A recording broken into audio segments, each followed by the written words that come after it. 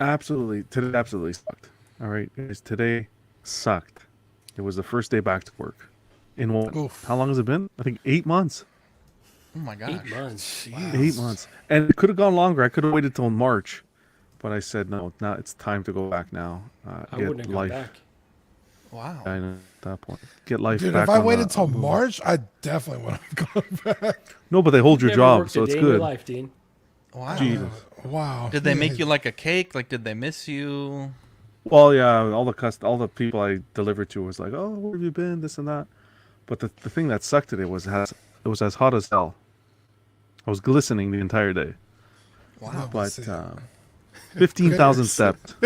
got your customers all hot and bothered. Wow. Wait, when you deliver, you walk like you drive. I got a truck. I have my truck. No, I have my truck. But of Okay. course, you gotta walk when you're You delivering. park and then walk to each house and then of go course, back to you your got a car. map Yeah, that you got to take care Oh, of. that sucks.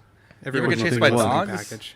Well, in America, they just pull up to your mailbox. Like the cars, the Yeah, because you where guys they- have the mailboxes where right they at the sit. street, Yeah. right? That's because you're in a rural Yeah, yeah. area. We have that too, but no, we don't. Wow. I got to do the work. You, 15,000 you have the steps. urban areas. You see any Hot Toys packages, Sideshow packages? No, like that? actually, what do you call that? McFarlane Spawn shit today, actually. Really? Yeah. Oh, wow. That's cool. Oh, Here's your shreddy that's what you package. delivered today? Yeah, Wow. that's I saw a box. I'm like, oh. Wow, look at that. You should should have have put a put a Collecting Weekly Collecting sticker. card. Yeah. Oh, yeah. Actually, the person that I delivered it to, I told him about CW before the show to tune in, so I don't know if he ever tuned in. I You said, say "Collecting okay, Weekly." thanks, and close the door on your Yeah, face. but he's like, what okay, can Psycho. Brown do for you? Wow, I'd love to see it. Are you an angel? What? An angel. I heard the deep space pilots talk about them. They're the most beautiful creatures in the universe.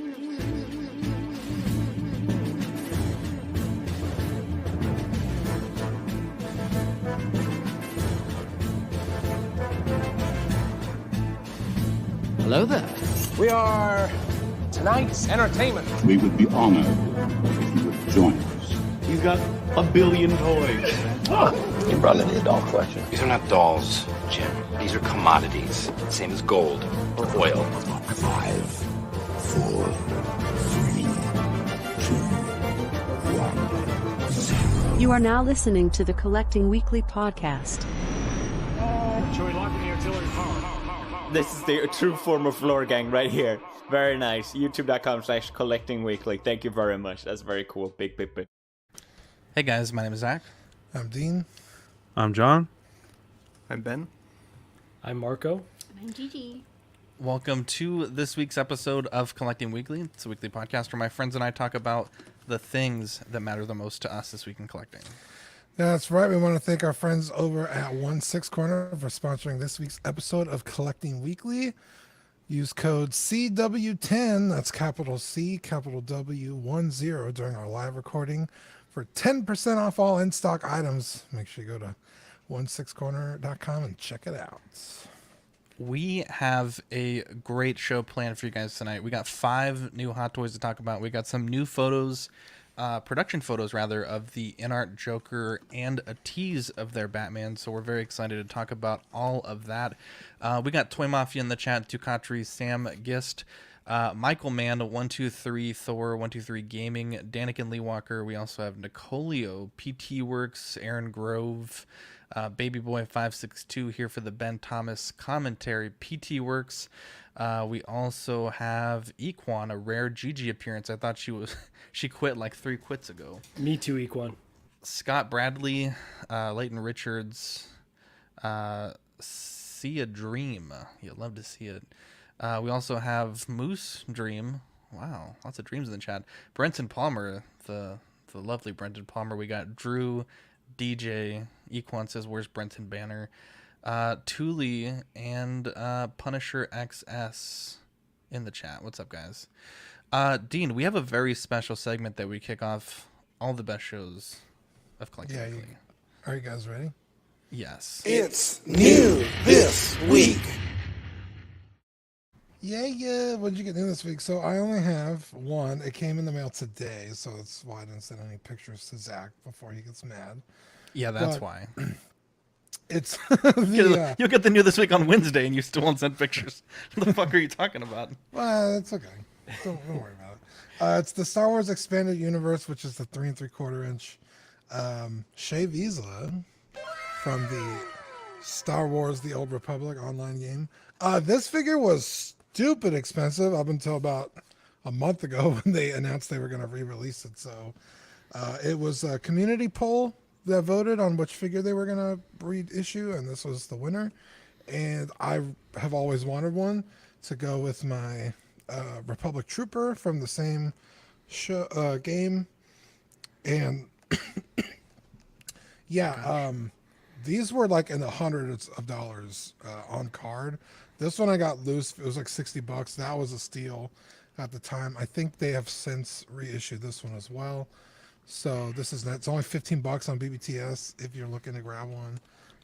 I got it from Hasbro Pulse. I think you could still get them in stock. So if you need one, they're there.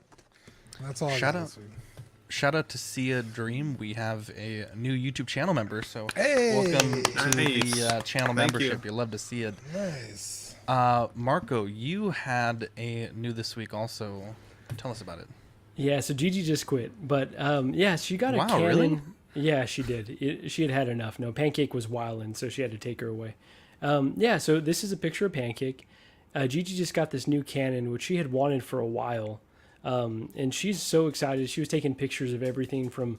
I came home. She had one of my shore troopers outside. She was taking pictures of that, taking pictures of Pancake, and so yeah, she's very excited. Is that true? And hopefully, was she doing figure photography? Well, now she is, yeah. Wow. Love to hear. Gigi, all right, she's coming to set me straight, set the record. The reason I left is because Marco's over here pushing me because his knees are touching me and he's sweating. Like, bro. Here's the thing, though. You know, if you say, hey, your knees are sweating, Okay, don't come anyway. and put Marco your sweats? knee right next to that Here's guy. the camera. Jesus Christ, be careful where you point that thing. Jesus Christ. It's absolutely It's massive. girthy. I know. You I was can like, see how are the you even moon. going to hold this I thing? feel like you could have like a 3-inch lens and be more than enough. Oh, 100%. I mean, a more 2-inch than lens would probably do the job. Yeah, If, you'd be Yeah, satisfied. like, I mean, I let's feel be- like the 1-inch is more than enough, and the 2 or 3 is just asking for too I'm much. pretty sure if you So- point that at someone, you can read their thoughts. No shit. Jesus So I Christ. have been talking to some of the people in the community because That's a Marco Canon, wants me Jesus. to take. Yes, Marco. It is called a Canon, actually. Well, no, that's No, literal Valid. Canon. He's saying that's I a wasn't Canon. sure if you knew. You were watching a master. Anyway. So I've actually been talking to a few people in the community, and they kind of told me what lens to use to shoot Marco's figures. And I actually figures only. was able to take a Jesus few of Christ, them you can see the moon from outside. that. Yeah, no, I literally came back and she had my short trooper in the bushes. I was like, yo, what the fuck? At least it's one that I could replace easily, but damn. And I did pay my tax. I just want to make that very clear. She did. There we go. I was going to Look ask at that. that. I was curious. Look at that. Wow. Wow. Well, congratulations. Gigi looks so refreshed. You got like the tan going on. You got the live and let die shirt. You love to see it. Dude. Oh, Shout dude, out to Zach, Live and Let today, Dice. not to derail the show real quick. Oh, no, but derail it, today, bro. we were at Starbucks, and my sister was wearing the Live and Let Die shirt, and the girl at the window was like, is that a Dungeons and Dragons reference? And my sister was like, yeah, we have a campaign on our YouTube channel that we do every other week. And the girl was like, can you write it down so I could watch it? So You didn't hit her my with that sister- magnetic business card, baby? Oh, dude, I fucking It's already, should. it's already in your See it. phone. I'm a dingus. Damn, that was a good Oh idea. yeah, I put But yeah, I hate thought that to was see cool. it. The Live and Let Die shirt, that works, man. Viral marketing. Go buy one. There we go. There we go. I can't wait to see that next drawing of our homage to you. As a matter of fact, we should start working on it right now. I gotta start it right now. There we go. You have permission there, my friend. John, Ben, And Zach, really quick, I do have a oh, new yes. this week, but I'll wait till the next segment so we can talk about it. yeah, because there's a little bit of spice going on with that. So Yeah. we'll Yeah, definitely big talk about controversy. Ben that. and John. Yeah, anything you guys got this week? Too bad we don't have a Jerry on the panel. Jesus Christ. Nothing? No, nothing. I on got that. the only thing I got was for my cats, and there were these like little robo fish that like you can put in this like plastic thing, and it like they swim around and the cats go after. It's hilarious. I think I was more entertained watching it after smoking some Canadian green than the cats were, but The devil's lettuce. I enjoyed it. I enjoyed the devil's And lettuce. send me a picture. And I this want is not a it. cat. will. That's actually I will. Pancake. So. Some giggle bush. You know what? Just for a brief moment, my heart is so full, right? Danica Lee Walker is coming to Texas, and I honestly couldn't be happier. He's in the chat right now. And then Mark Pearson, favorite son of the Empire, along with Danny, also is coming to Texas. And I don't want to sell you out here, Marco, but you said that you might come to Texas. It might be a family reunion. I think Ben might be coming too in November. Wow, dreams come true. I am so happy right now. My heart is full, and I will say this, we have the best listeners, and this is a great segue for my new this week. So, let me tell you this story. Dean, and I think it was 2017, I want to say, Toys R Us closed down in the United States. And we had one in San Antonio left at that time that it closed. And I remember a month before it closed, I went there and I saw this BVS Ultimate RC Batmobile on the shelf, and I was like, damn, this is fucking huge. It's awesome. But it was like $350. I don't even know how much it was. Super expensive. And so, I thought, that's cool. And by this point, the rumors of Toys R Us closing down were already like pretty strong. When the store closed down, I went back and I was like, dude, they're going to be clearancing everything out. Like, I'm going to go pick up one of these Batmobiles if they have them. Sure enough, I go there, and right in the store, I see someone buying the last two of them. And they were like $50, like super mega clearance. Because they're huge. Like, I mean, they're massive, right? And ever since then, I've been like casually like having a save search up on like OfferUp for one of these. Because they're massive, right? And so I had decided like, hey, I'm going to try to give it a go to get one again. So I started looking on Mercari, Facebook Marketplace, OfferUp, and I found a lady that had one in Florida on Facebook Marketplace. And it was like $75. And it said, $20 to ship. Perfect. So I messaged her and I'm like, hey, sometimes Facebook just adds this shipping tab on the product, but I know it's a big thing. Like, are you able to ship this? And she's like, yep, we're moving to Hawaii soon. Like, definitely want to get this thing out of the house. We haven't been able to sell it at a garage sale. Perfect. So she's like, just give me a few days. I'll take pictures of everything. And, we'll get your shipping address. We'll do it through PayPal. Amazing. So on the eve of when we're supposed to finalize the deal, she's like, hey, I have really bad news. One of the guns, I don't know if the dog ate it or something. Like, everything was on the table. It's not there. We can't find it. We've torn the house down. My husband may have thrown it away on accident. And I'm like, fucking shit. And so the initial offer that we had was $75, and it actually was going to be like another, like quite a bit of money to ship it. She hadn't gotten the quote yet, but she's like, I'll tell you what, I just want this thing out of the house. 75 shipped, and it's yours, and you could just take it without the gun. And so I was like, okay, cool. And so I felt kind of bad because it was like $70 to ship this thing. Wow. I mean, because it's a 20-pound like RC car, like it's massive. But I had this problem where I needed a gun, right? And all the ones on eBay and on Mercari, they're all missing like 1 or 2 parts. And so I reached out to a few guys that had like 4 parts versions of it. And I was like, hey, your thing is literally missing every single part but the one part that I need, and it also doesn't work. Can I just send you like $20 for the gun? And everyone's like, no, I want to see if it sells. Whatever. So I put out this like Hail Mary on Instagram, and I was like, basically like, this is like an impossible chance, but YOLO. But does anyone have any of these guns for this RC Batmobile? And like that night, sweet angel Michael Mann he's in our chat right now, but he's also on our Instagram, messaged me back, and he's like, hey, I actually have like that gun and I don't use it. Like, I display mine without the guns. And he was so nice about it. He's like, dude, I'll send you both, like, just in case there's a problem with the other one. And it arrived, both the main RC and the gun, and it is fucking huge. It's like way too big, way bigger than I thought it would be. That's what she said. And everything works, like it powers up. It has like a little motor in the back where you could put this smoke liquid, like I think it's like a fog solution, and it has like smoke that comes out of the back, and like the guns spin and they can move with the wheels. It is honestly one of the coolest things. Even there's like a little camera in the craft in the Batmobile, and when you're driving it on your phone, you can actually like watch the live feed from the camera. And when you shoot the Really? guns, it has like special effects on the camera feed where like bullets fly. It's like, oh my god, it's so cool. I never And knew this existed until you got it, and I need this now. it's fucking huge. Like honestly, here, Dean, solo cam me real quick. Or John. Look at this thing. It's huge. Crazy. Holy cow. And it lights Wow, imagine that in a girl's hand, it'd be even bigger. Wow. I mean, it would also look good in a man. What? Whoa, hey. Hello. It's huge, and then it like lights up and has sounds and everything, and it's good sound. Actually, it's amazing. That's a Chevy I love it. 350. I recognize. How are you this. gonna display it? Ben, I have no idea. I have no idea how I'm gonna display it. It's way too big. I thought it was only like, 10, 12 inches wide. It's like 16 inches wide. It's huge. Holy crap. And it's makes Yeah, me even really if happy. it was 3 inches wide, that's more than enough. This joke never gets old. It never gets old.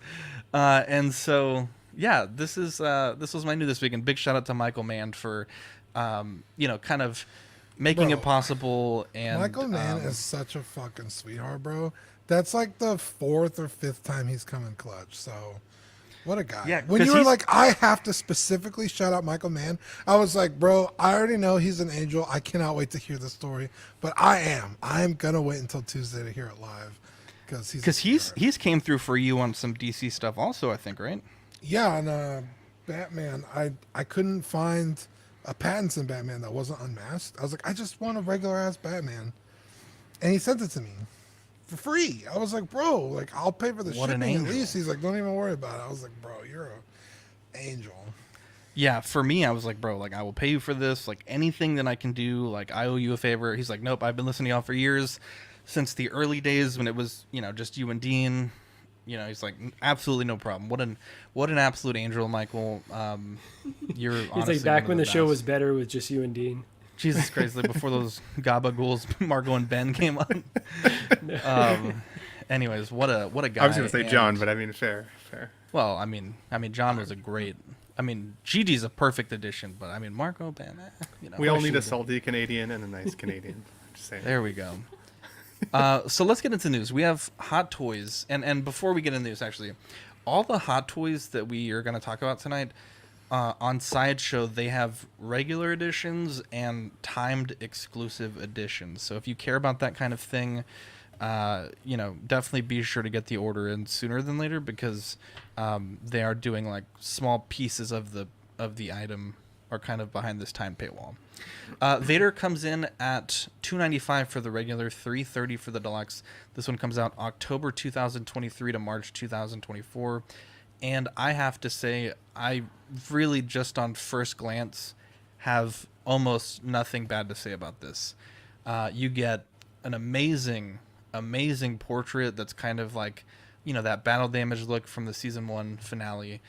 This is also under their DX line. And to me, it does feel like a DX, but it's also weird to see a DX deluxe. To me, it should just be a DX. But you get a lot of different things for the deluxe version. For the deluxe version, you get the non-battle damaged head, you get the non-battle damaged chest panel, you get the light-up figure base, which I think a lot of people were saying is a replica of the quarter-scale base. You get a ton of different lightsabers. One of them is powered by USB. You get that rolling eyeball function.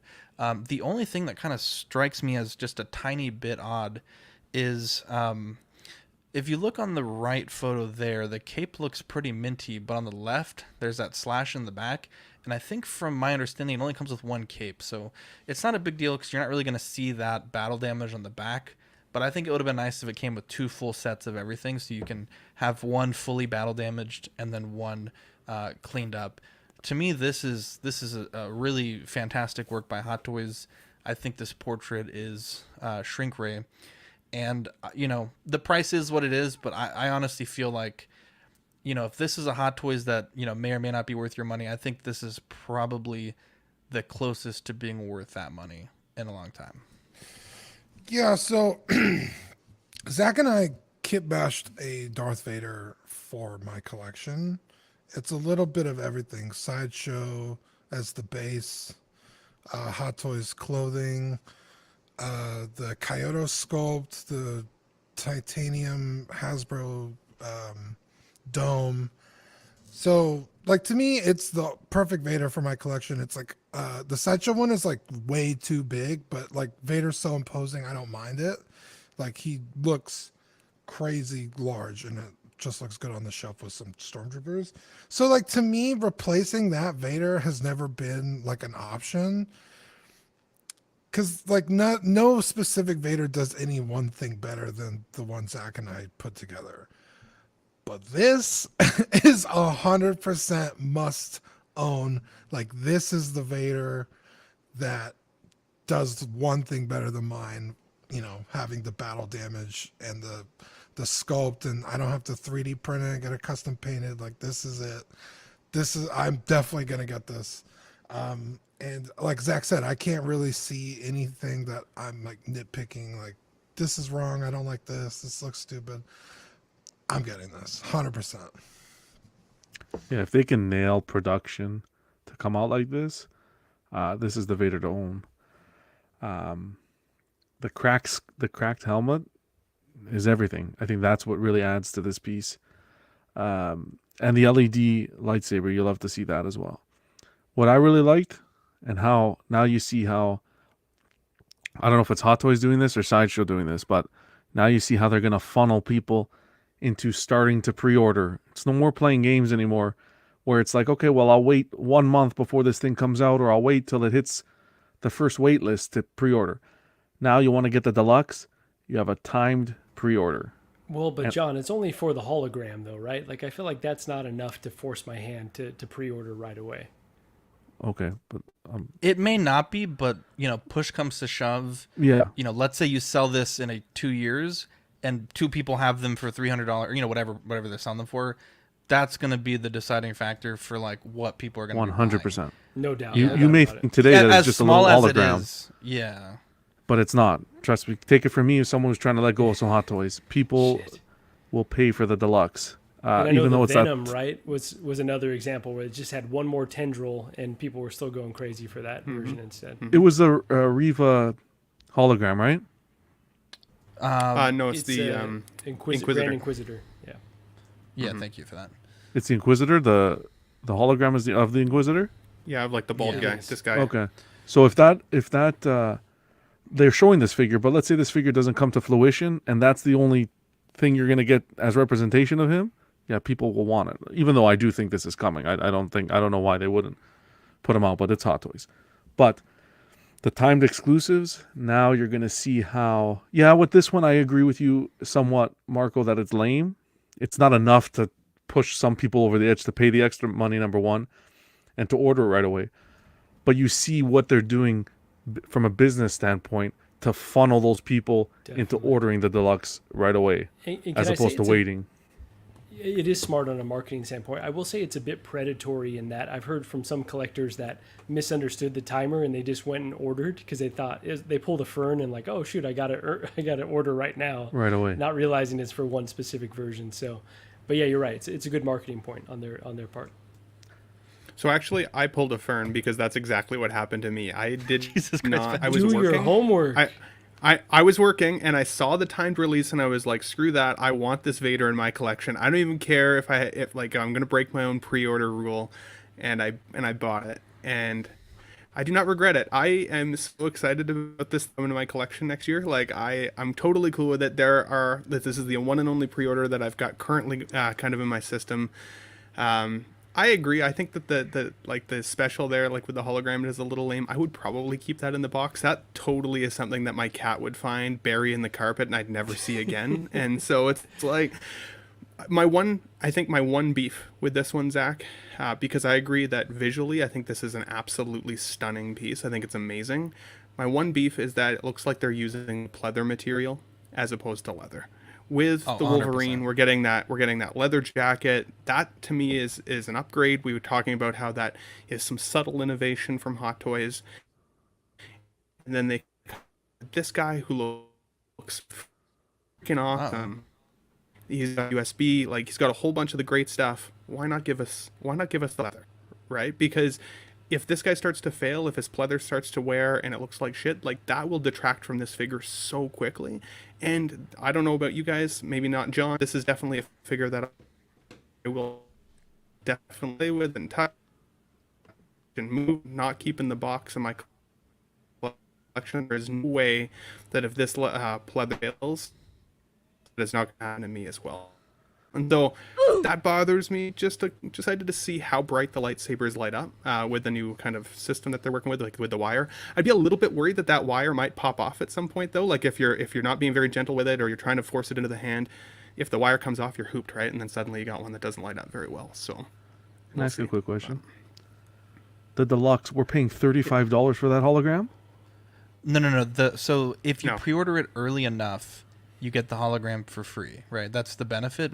The deluxe, what you're paying for, is the non-battle damage parts. I was about to say, I know Hot Toys is raking us, but to rake us that much. I think it's initially I thought it was kind of odd, but the more I've sat on it, I think it's a smart move that they put the clean armor behind the paywall rather than the battle damage armor. I think it would have been a revolt.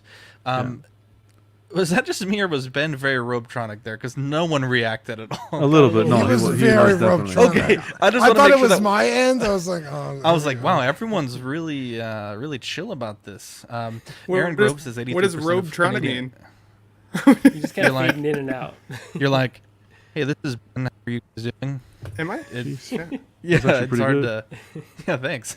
Shout out to Stream Deck. To be honest, this is incredible, and I know we briefly touched on it, but the Rupert Friend Inquisitor with his little participation badge there is going to be released. And to be honest, I still don't love the interpretation of the real life from the cartoon, but it's kind of grown on me a little bit, just a little bit, a touch. Gigi, do you have any thoughts on this? On this figure? Thoughts. Tell me. I don't like it. What? The Vader or the Grand Inquisitor? Is that the guy behind? The Grand Inquisitor. Okay. Yeah. I thought he was just there for a prop. I haven't even registered him as anything. Wow. Okay. But I don't like. Obviously, I don't collect, and I don't know what the difference between this and another Darth Vader, if it's out there, what the difference. It's a guy in black, and this looks like the Halloween costume that you get at Target. I don't know the difference. Wow! Oh my lord! Wow! But think of all the nice photography shots you can take now. With really this. though, with the shiny armor, you're spot on, John. Like I said, obviously I don't know what I'm talking about, so I'm just anyway. I don't like, as somebody who doesn't collect, I would not want Marco to pose this with the other head with the crack and the veiny guy's face. Is it just because it's too scary looking for you? Anakin, it's upsetting. A veiny guy. First of all, it's not scary enough. It's just not appealing to me. He looks like, what's the You're saying Zordon from Power Rangers, right? Yes, him, but also this. I don't like it. I wouldn't want you to display it with that. Well, you're going to be in for a rude awakening when I display it with that head. It's just Darth Vader. It's just Marco, not menace. Just get two. That's a good point. Okay. There you go. One during the day with and then one at night with the. For me, it's not menacing enough. I just don't like this veiny look on this with blood. It's not a good look for me. I agree with Gigi that the blood on the top there is a little. That paint app there is a little. I mean, it doesn't necessarily need veins, right, Dean? But it does kind of speak to the first time you saw Darth Vader when he pulled his helmet off in Return of the Jedi, right? I immediately said, "Put on your helmet back on." I don't. Yes, I don't need to see your face. Let's just move on. But this looks cool, but little Annie. You're not a fan. I love. I honestly could do a whole show just talking about this figure. It is well done. This is one of the best Hot Toys releases in a long time. Facts. I gotta go through and see the costume from the movie, but it's Hot Toys has this very idealized Vader sculpt that they've been using for the helmet, and to be honest, this figure's so good that I'm not even gonna talk about it. It's honestly special. And as someone that customizes, I hope that other customizers don't take offense by this, but I'm tired of seeing people make this custom, and the eyes are all the way up on Vader's forehead because of the sculpt that they're using. So I'm glad that we're finally going to get a proper, everything's going to line up, everything's going to be great. And I just think, for people that don't have that option to 3D print or have a painter to paint for them, this is going to be neat. Marco, you mentioned in the chat with us that we weren't sure if it has a wired cape, so that's something to keep an eye on as well, because all the pictures, they kind of have a lot of motion in that cape, so it'd be very interesting to see if it does at the end I of sure the hope day. so, because the one pose with his leg up on the rock base and he's holding his hand here, it looks, obviously he's not, like that with the cape kind of flowing to the side. I would love to pose it like that, so they can't tease me with that pose and not deliver the pieces to do it. 100%. Now up next, we got the Mighty Thor from Thor: Love and Thunder. This one also comes in a deluxe and a regular edition. You're paying $330 for the deluxe, $295 for the regular. This one comes October 2023 to March, or I'm sorry, $305 for the regular. My bad. There is only a regular edition. October 2023 to March 2024. This one does have that special edition bonus. Like I mentioned, all these have timed editions. And for this one, the special edition bonus is the battle damaged helmet, which kind of gives you that like half look at Natalie Portman's face. One thing to note with the solicitation photos, I haven't seen them do it in a while, but they did kind of blur out Natalie Portman's portrait that is coming with this set here. To me, I don't have a lot of good things to say about this figure. We talked about it a lot when InArt was doing the Gandalf, and I mentioned that there's some characters that I think you just have to really go rooted, for better or for worse. And to me, the hair on this figure just looks really bad. I really like the effect pieces. I think they're really cool. I think this, to me, out of all the special edition timed bonuses, I think this is probably one of the better ones. But to me, a lot of how cool this figure is totally ruined by that hair. I do not like it, and it's just kind of distracting. I think it should have been rooted. What do you think about it, Dean? This just, especially with the blurred out Natalie Portman portrait, makes me really pissed off they haven't done a fucking Padme. Like, that's all I can think about when I see this figure.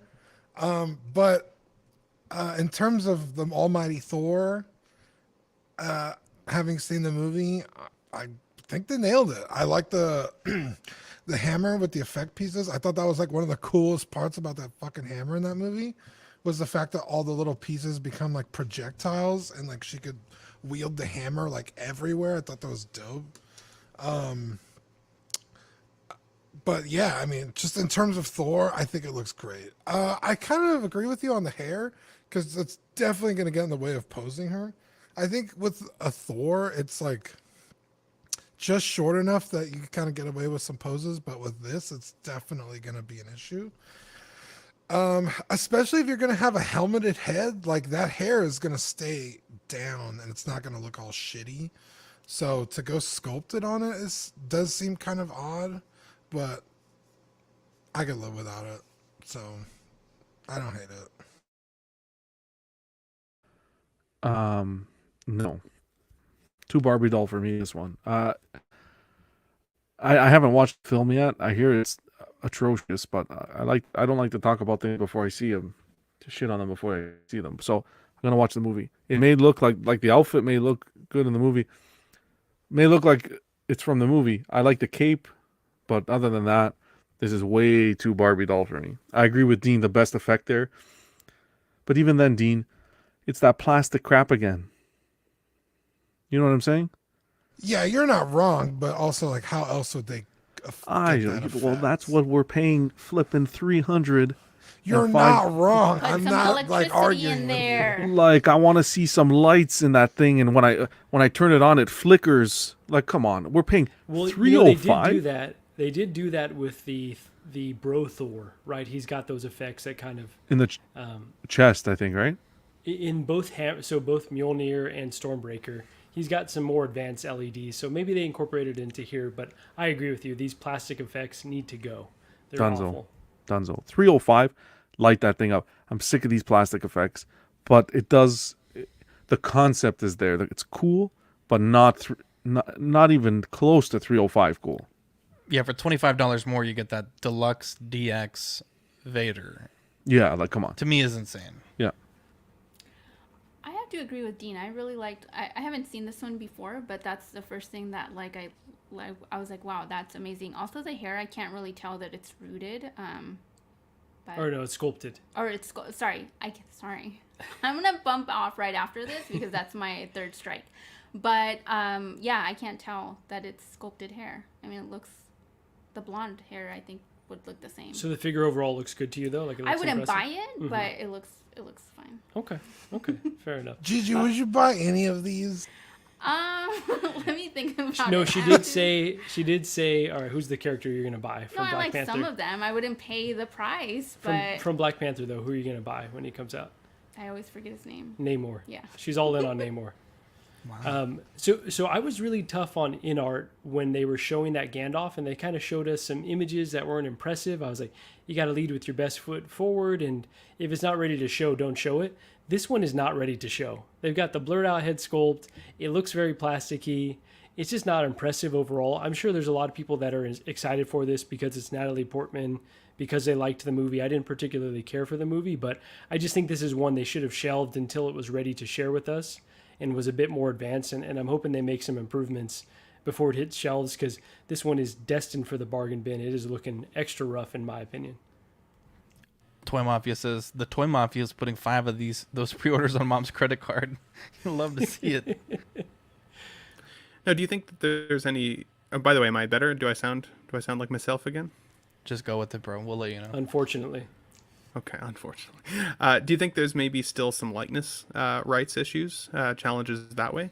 But because the movie's not doing very well and they've made this figure, they're like, shit, we better try and still get it, at least get some pre-orders going, because, you know, if everybody sees it and has that kind of universal opinion, then maybe we're not going to get it. We're not even going to get sold by the time we get the likeness rights. The other thing is that, you know, after seeing what happened with John Cena's Peacemaker and how like terrible that first iteration looked, and then how much more improved the second like kind of updated sculpt looked, I would have rathered that they blurred his face out on that first release and just kind of teased the fact that a Peacemaker was coming and not actually show us the legit piece, because that, like, again, that made me physically feel angry with how bad that looked, in my opinion. So I haven't also seen the movie.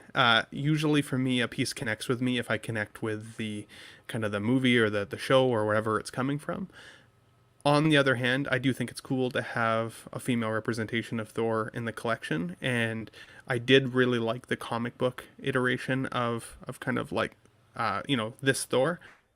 I thought she was cool. She was badass. And so even if the movie's not that great, if you're a comic book fan of this character, I still think you could slot it in for sure. And hopefully they're not showing the face because they're just waiting on some likeness rights, which then could mean a Padme could be around the corner, right? I mean, it wouldn't if they're going to pay the money for her face, why wouldn't they do it? I don't know. I know that she looks a little different now than when she was in the Clone Wars. She was much younger in that film. They'd have to tweak it, but technically, if they're showing that blurred out portrait, does the figure not have to come with it if they're taking pre-orders? No, it will come with a portrait. They solicited it with the portrait. Perfect. So whereas like with the Mysterio, they never showed the Jake Gyllenhaal blurred out face, but then it ended up coming with a head sculpt. It ended up coming out good, yeah. And on the Jake Gyllenhaal though, Ben, they did initially like really quickly, and then they removed it from everything. Oh, so, did they? Yeah, there's like a weird period. For everyone who's go ahead, yeah, go ahead, JJ. Sorry. Does it matter what the face looks if you're just gonna have the mask or whatever this thing is called? I feel like with a lot of the figures, you just leave it on anyway. You're paying for it. I think it does because though, you're paying for it. Yeah. Yeah, regardless if it's good or not. Like it contributes to this high price point. Just please don't pre-order this yet, guys. 305 is a lot to ask. This is not this is a figure you're going to be able to get discounted afterwards, I believe. Unless you find the damaged helmet is a essential piece for you, then obviously you're kind of the bonus. Yeah. This is probably the best exclusive too. If you really, really love this character in the movie, then I could see that. But yeah, definitely wait, like John is saying. That time passed, right? This was a time exclusive again for that special bonus? I think you still have like 12 days. It's like a 17-day window. Jeez. Let me tell you this. I have zero faith in us ever getting a Padme. episode 2 of Collecting Weekly was about how we hadn't seen Padme go for pre-order for like 6 months.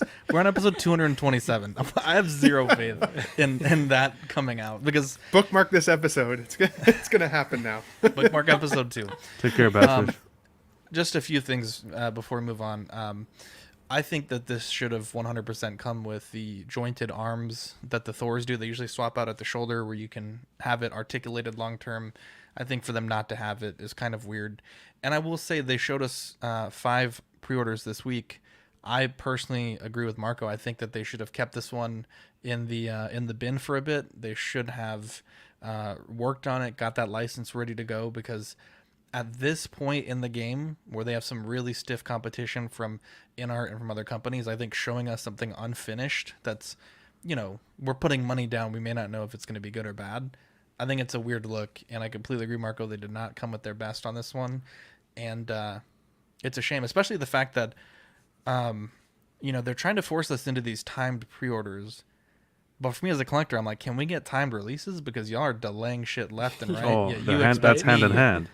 You expect me to pay in full, or have it paid up to a certain point when it should release, and then it's delayed another, quarter or so. Speaking about stiff, the seamless arms, Jesus. Right. Yeah, those are gonna be torn like week 1, guaranteed. Real quick. Yeah. This is ridiculous to me. Spider-Man Friendly Neighborhood from No Way Home. This is the Tobey Maguire Spider-Man. This one also does have a special edition bonus of Doc Ock's tentacle, which to me is just kind of silly. This one goes for the bonkers price of $300 for the collector's edition, $455 for the deluxe. This is madness. Releasing October 2023 to March 2024. In no universe to me is this a $455 figure. I think the portrait looks a little sus, if I'm being completely honest. I think the base, don't get me wrong, it's a big base, right? But to me, this is not worth anywhere near this price point. And initially I thought, well, maybe it's just Hot Toys, or a Sideshow rather, pulling like a, charging a big import tax on this, and that's why it is this price. But it's really that expensive overseas. I think it was something like $370 retail in Hong Kong, and to me it's just absolutely insane. When you look back at the Hot Toys inventory, and you could get the black suit Spider-Man with an also probably arguably much larger Sandman base, and you were getting that figure for $209 with an exclusive hand. To me, at $450, I can't recommend this, to be honest.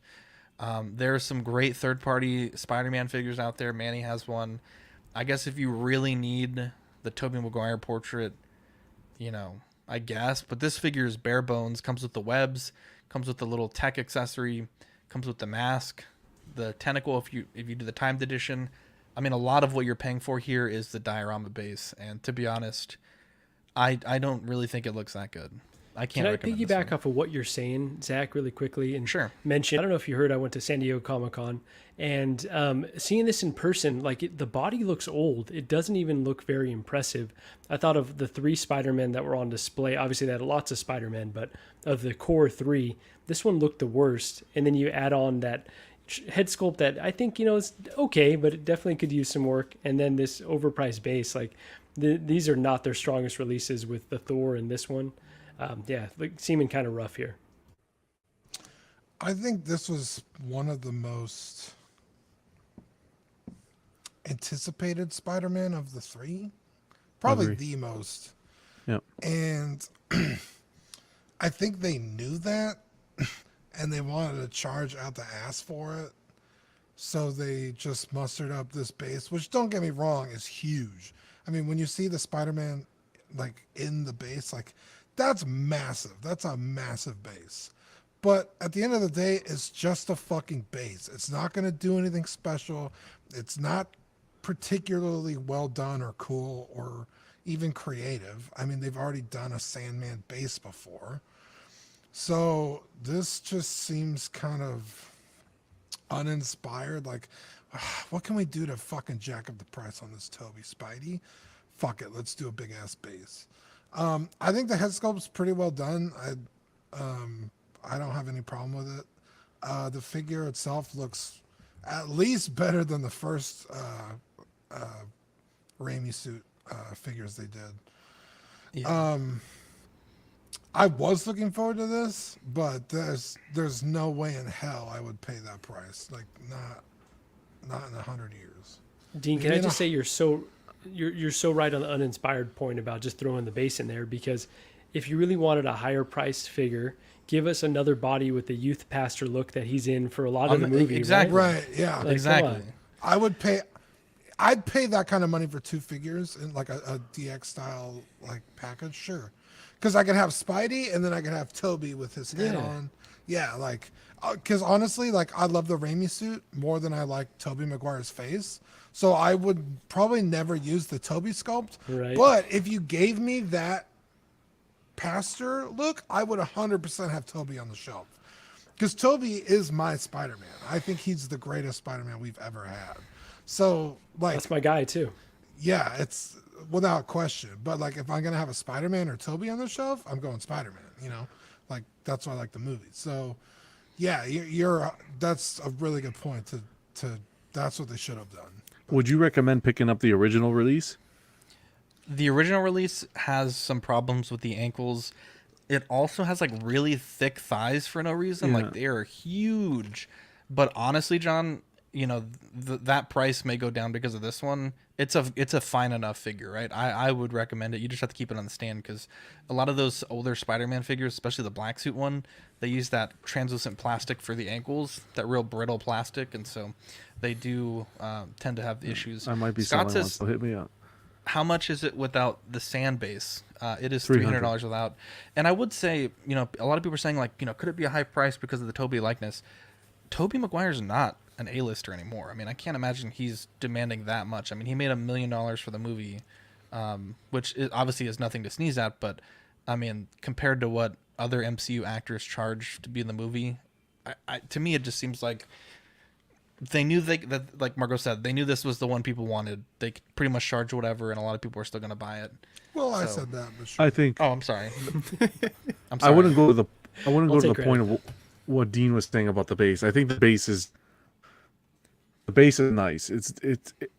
I think it's elevated from the original one with the black suit. I think it is a better base,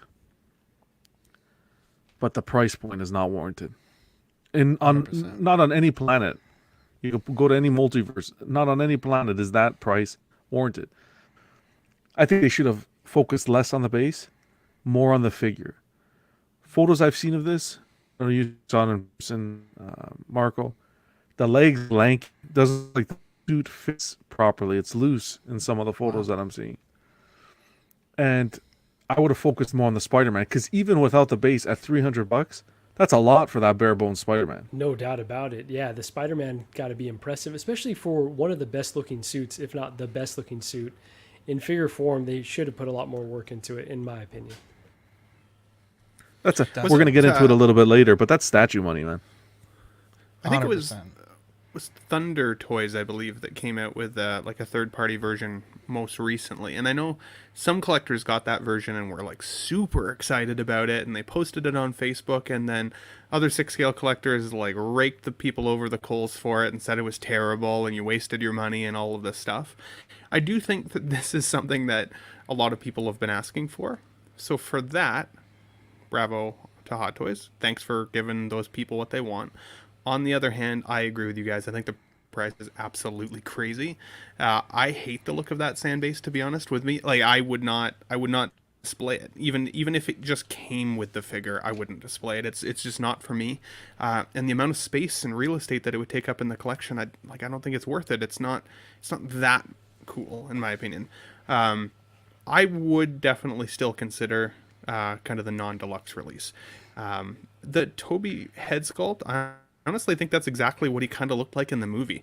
I was a little off-put by his face when he first showed up in No Way Home. He looked kind of like he's had some work done, and he's obviously a little older, and he didn't smile a lot. I didn't think he really looked like he was all that happy to be in that movie, to be honest. It's like he was paid money to just show up. Like, these motherfuckers gave me literally, he didn't like Peter, this is though. kind of how he showed up, right? And so it's like, okay.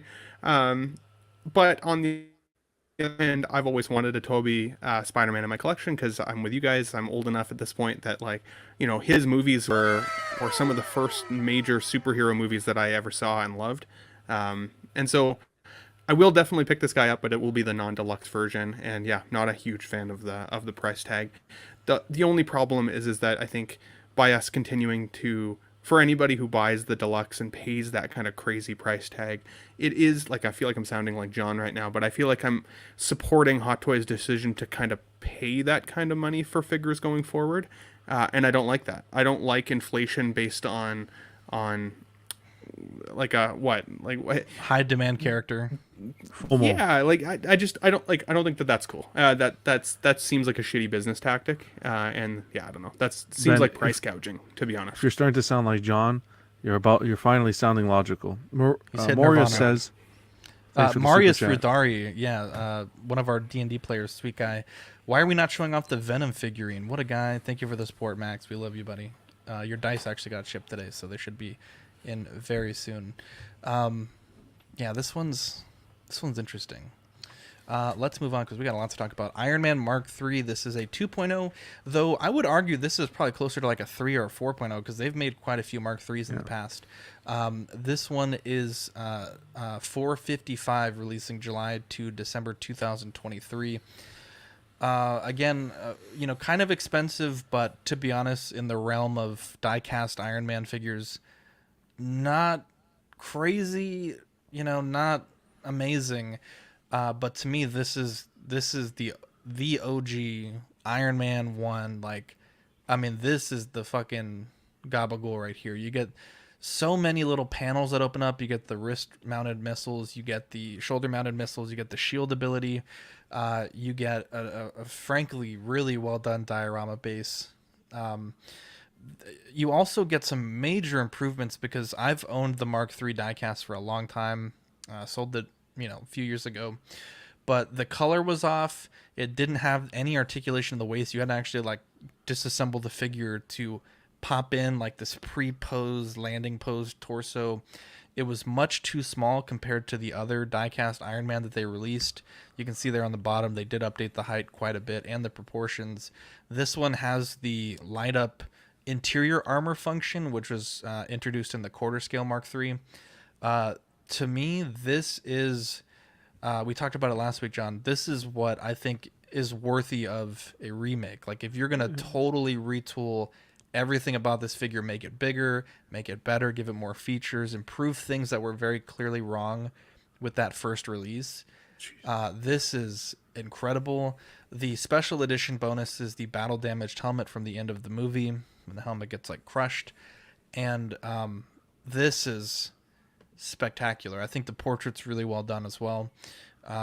This is it's taking everything in my being to not pre-order this in the Vader this week, because this is stunning. I honestly could go on about this for a while. It's really, really well done. Yeah. I want it. I want it so bad. Like, I have the Mark 7 and it's a fine figure. And it's in the first Avengers movie, so like that's kind of why I settled on it. I was like, if I'm gonna have one Iron Man, this is a fine one to have. But compared to this, I think this is easily the one to get or the one to own. Yeah, it's really fantastically done. That shot of it compared to the first version, man, like, I kind of like the color on the first one a little better, but I honestly don't know which one's more accurate. But I remember coming to your house when you had this and you had it with the pre-posed body. And I was like, man, this thing is amazing. It articulates so well. You're like, oh no, it's not articulated. You have to fucking it's like a swap statue. shit out. I was like, oh, what? That's fucking lame. So wait, can you say more about that? I'm not familiar with that cosplay. Yeah, so I'm gonna pull up a. I never saw him do it. Yeah, so real quick. Carlito says my only issue with this Iron Man figure is the visible screw in the back. I don't know about that, but yeah, that does really suck. Let me pull up the Mark III Hot Toys diecast.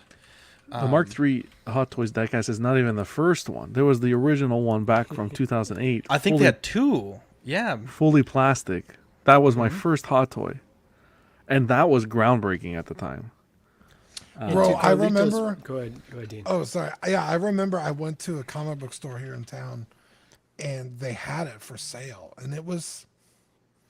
God, how much were they back then? Like $180 or something? Yeah, peanuts. They were not expensive, and I remember thinking, like, man, like, I really want to own this, but that's so expensive. I had never spent that kind of back money in the day. Oh yeah, a collectible in my life, you know. Exactly. And I was like, I can't justify spending that kind of money. Like, there's no way.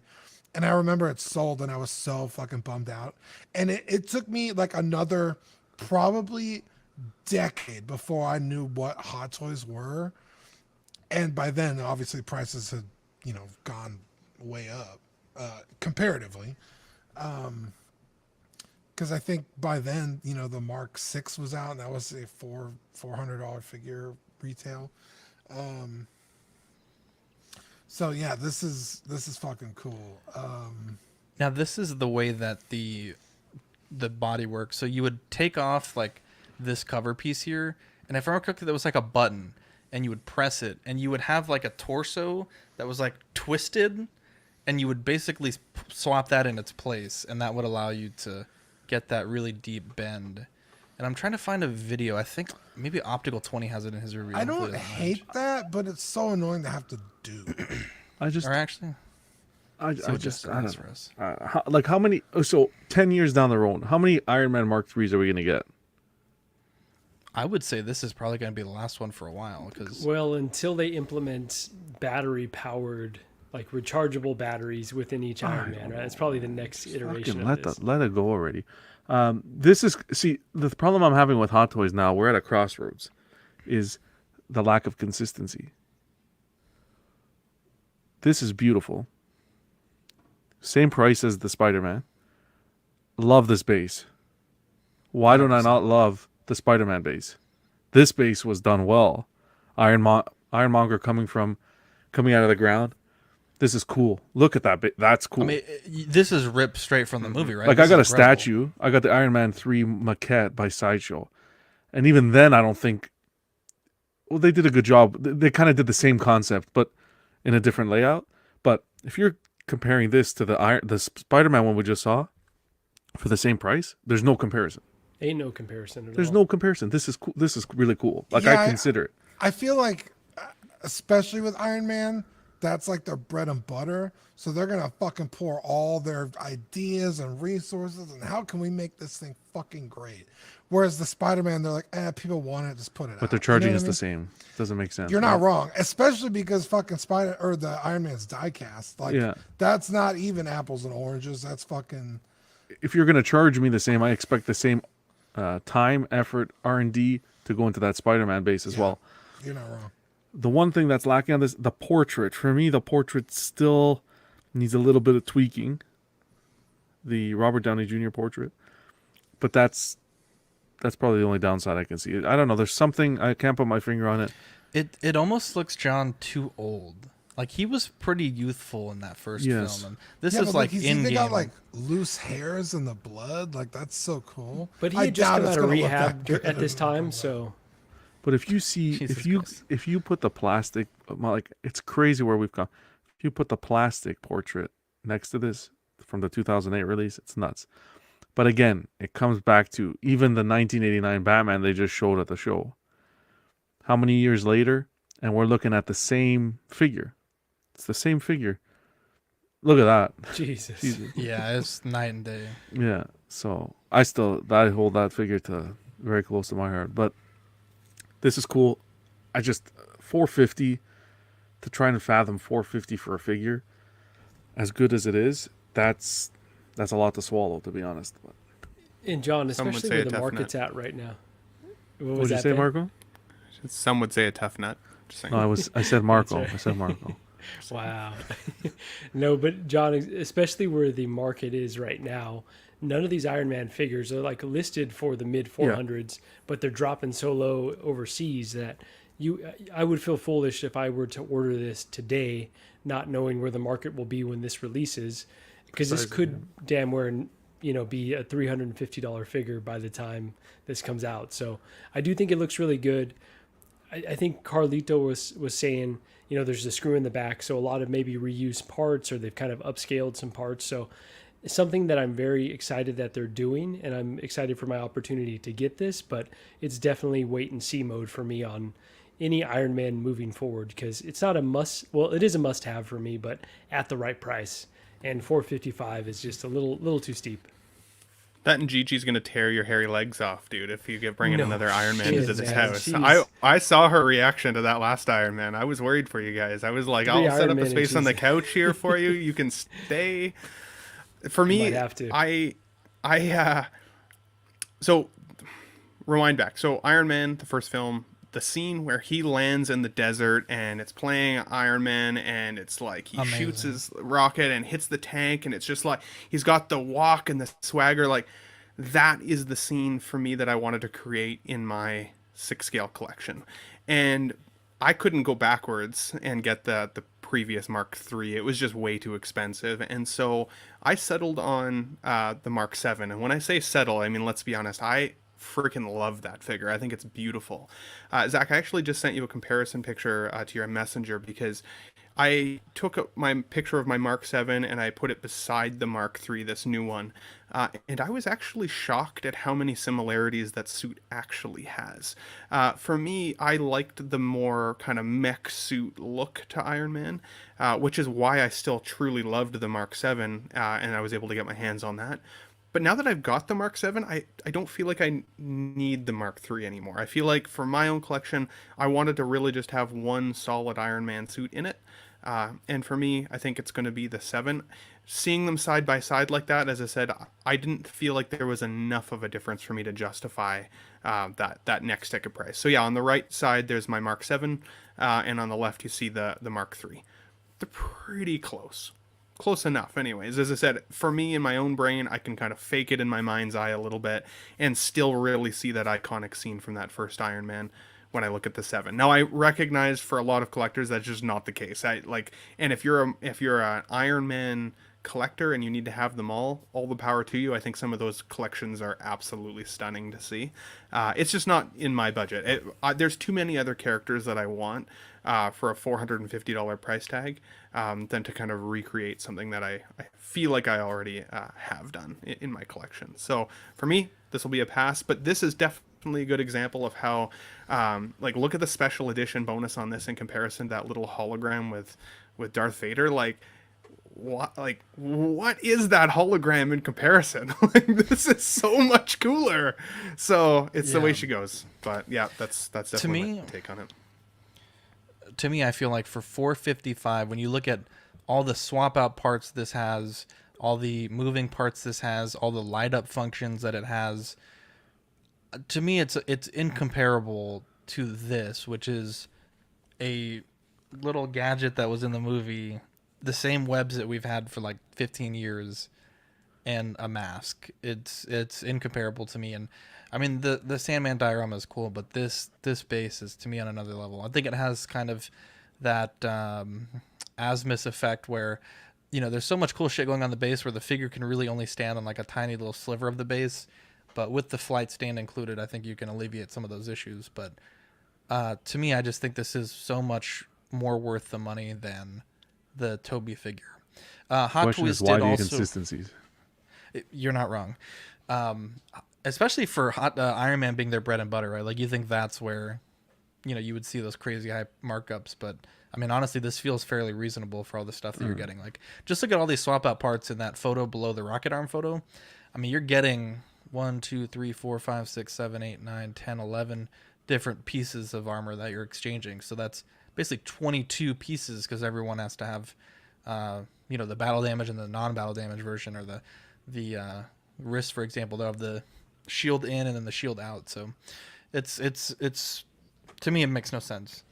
Hot Toys also announced their last figure, the Hot Toys Robocop 3, which is which I think was very well received by the community. This is diecast, also coming in at $375, releasing July to December 2023. I like the way they did a lot about this figure. I think it has that subtle silver blue look that I think you really got to get right for a Robocop figure. The battle damaged chest armor to me is also really up there with a quality timed bonus item. I think that's not too bad. It also comes with some extra gear for the character. I'll be honest, I don't think I've seen Robocop 3 yet, but you get some extra armor that you can plop on there. I think that looks great. And to me, a fairly bare bones figure, but it's been a very long time since I think we've gotten a Robocop figure for the old school Robocop line of characters. And to me, this seems like different enough, or you're getting like from a different movie, a different actor, but you're still able to get a Robocop on the shelf. And it has some neat things like that extra armor bits that you can attach on it. So this isn't too bad for me. I actually kind of like it. Go on, John. John was chomping at the bit to say something. Go ahead. I thought he was I was just stroking gonna out. say different actor, but moaned. didn't they use the same faceplate as the original? Peter one? I Weller? think it's the same faceplate. It looks exactly like Peter Weller's face. Yeah, I think it's the same 100%. faceplate. Wow. That's pretty shitty if they did. Right? Sorry, Dean, I go actually ahead don't and know. I don't know. I think it is. I read somewhere it's the same faceplate. Allegedly. Right, John? Say it again. Allegedly. It's legal use. There we go. Yeah, this is super cool because those Robocop figures, for the most part, have been relatively untouchable. How much is this one? This one is coming in at $375, July to December 2023. Oh, so it's also untouchable. All right, never mind. Yeah, I don't know. I love RoboCop, but I don't think I love him. $400+ worth. It's really cool, and RoboCop really doesn't change from movie to movie, so you could just have RoboCop on your shelf and be done with it. Especially if it is the Peter Weller faceplate. I mean, that's who I associate with RoboCop with. I don't like the other movies that he's not in. So, to me, this is pretty cool. If, in fact, it is the Peter Weller faceplate, because it's he's RoboCop, The fact that he wasn't RoboCop forever was a disservice to the franchise, I think. So even if it's a RoboCop 3 RoboCop, if you get Peter Weller, to me, that's a plus. I can see how some people would be kind of perturbed. But yeah, I think this is great. And you get a bunch of cool fucking RoboCop shit that, you could use if you really wanted to. I think that movie is not great. So, but yeah, it's cool enough. I never got to watch the movie, but I was really intrigued later on with the figure. Once it was out and kind of sold out and everything, I'd like to go back and pick up the figure. Because the previous two releases where they had him in his chair, and then they had the portrait as well, those were really cool. This, sorry to say, was not needed. I don't know how I feel about this. At $375, I really don't know how. It needed the portrait. They didn't give you the portrait because you're saying it was another person that played RoboCop for 3, correct? Yeah, it was Robert Burke.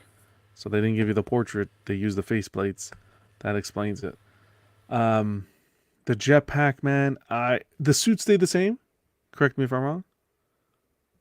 Yeah, I think maybe just a Minor twinge in the tweaks. color. Yeah, but yeah, the suit's basically exactly. But the nothing same. that you'd be able to be like, oh shoot, I don't think so. I could look it up really quick, but yeah, I'm pretty sure. I mean, it was the late 80s. They really didn't have money to be fucking. I think they barely had enough to do the first movie, so I'll check. I almost say they should have just, okay, they wanted to put this out, whatever. I don't necessarily on board with it, just because I feel it's really close to the previous releases. But you put it out, that's fine. But sell the jetpack separately for the guys who have the original releases. Yes. And kind of want to add that aspect to their original figures. To say, hey, I bought the original RoboCop figures. It's been this many years later. you see how they're selling in the aftermarket. So now we're going to put out a third one that we don't really need with the jetpack, and then not offer the jetpack. It's just old Hot Toys. It's Hot Toys taking one step forward with the Iron Man and then 2 steps back with the other releases. And then an extra step back because fuck that Spider-Man. God, I hate agreeing with John, but I have to agree with you on that one, good sir. If anybody wants the jetpack from mine, though, you can definitely buy it, because the very first picture I looked for in this set of pictures was, does the jetpack come off so he can just look like regular Robocop? And boom, when I saw this, I'm like, okay, sweet, I will buy it. The downfall is that you're paying all that extra money for me to put that accessory in the box. So mark my words, or make my words, however you want to say it. Rickyism from Trailer Park Boys. If you guys want my jetpack, you can buy it from me, because I will not use it. However, I don't love that they branded this as RoboCop 3. So RoboCop 3 and RoboCop 1 had the most similar coloration in the outfits. In RoboCop 1, there was actually seven different versions of the suit. 7 different versions, really? Yeah, but depending on the way that it was shot and the lighting, that's why sometimes it looked more gray, sometimes it looked a little bit more blue. Apparently, in RoboCop 2... I'm reading it right now. Apparently, it's like green, but the way it films it, it comes off metallic. Comes off as blue. Apparently, it's a green suit.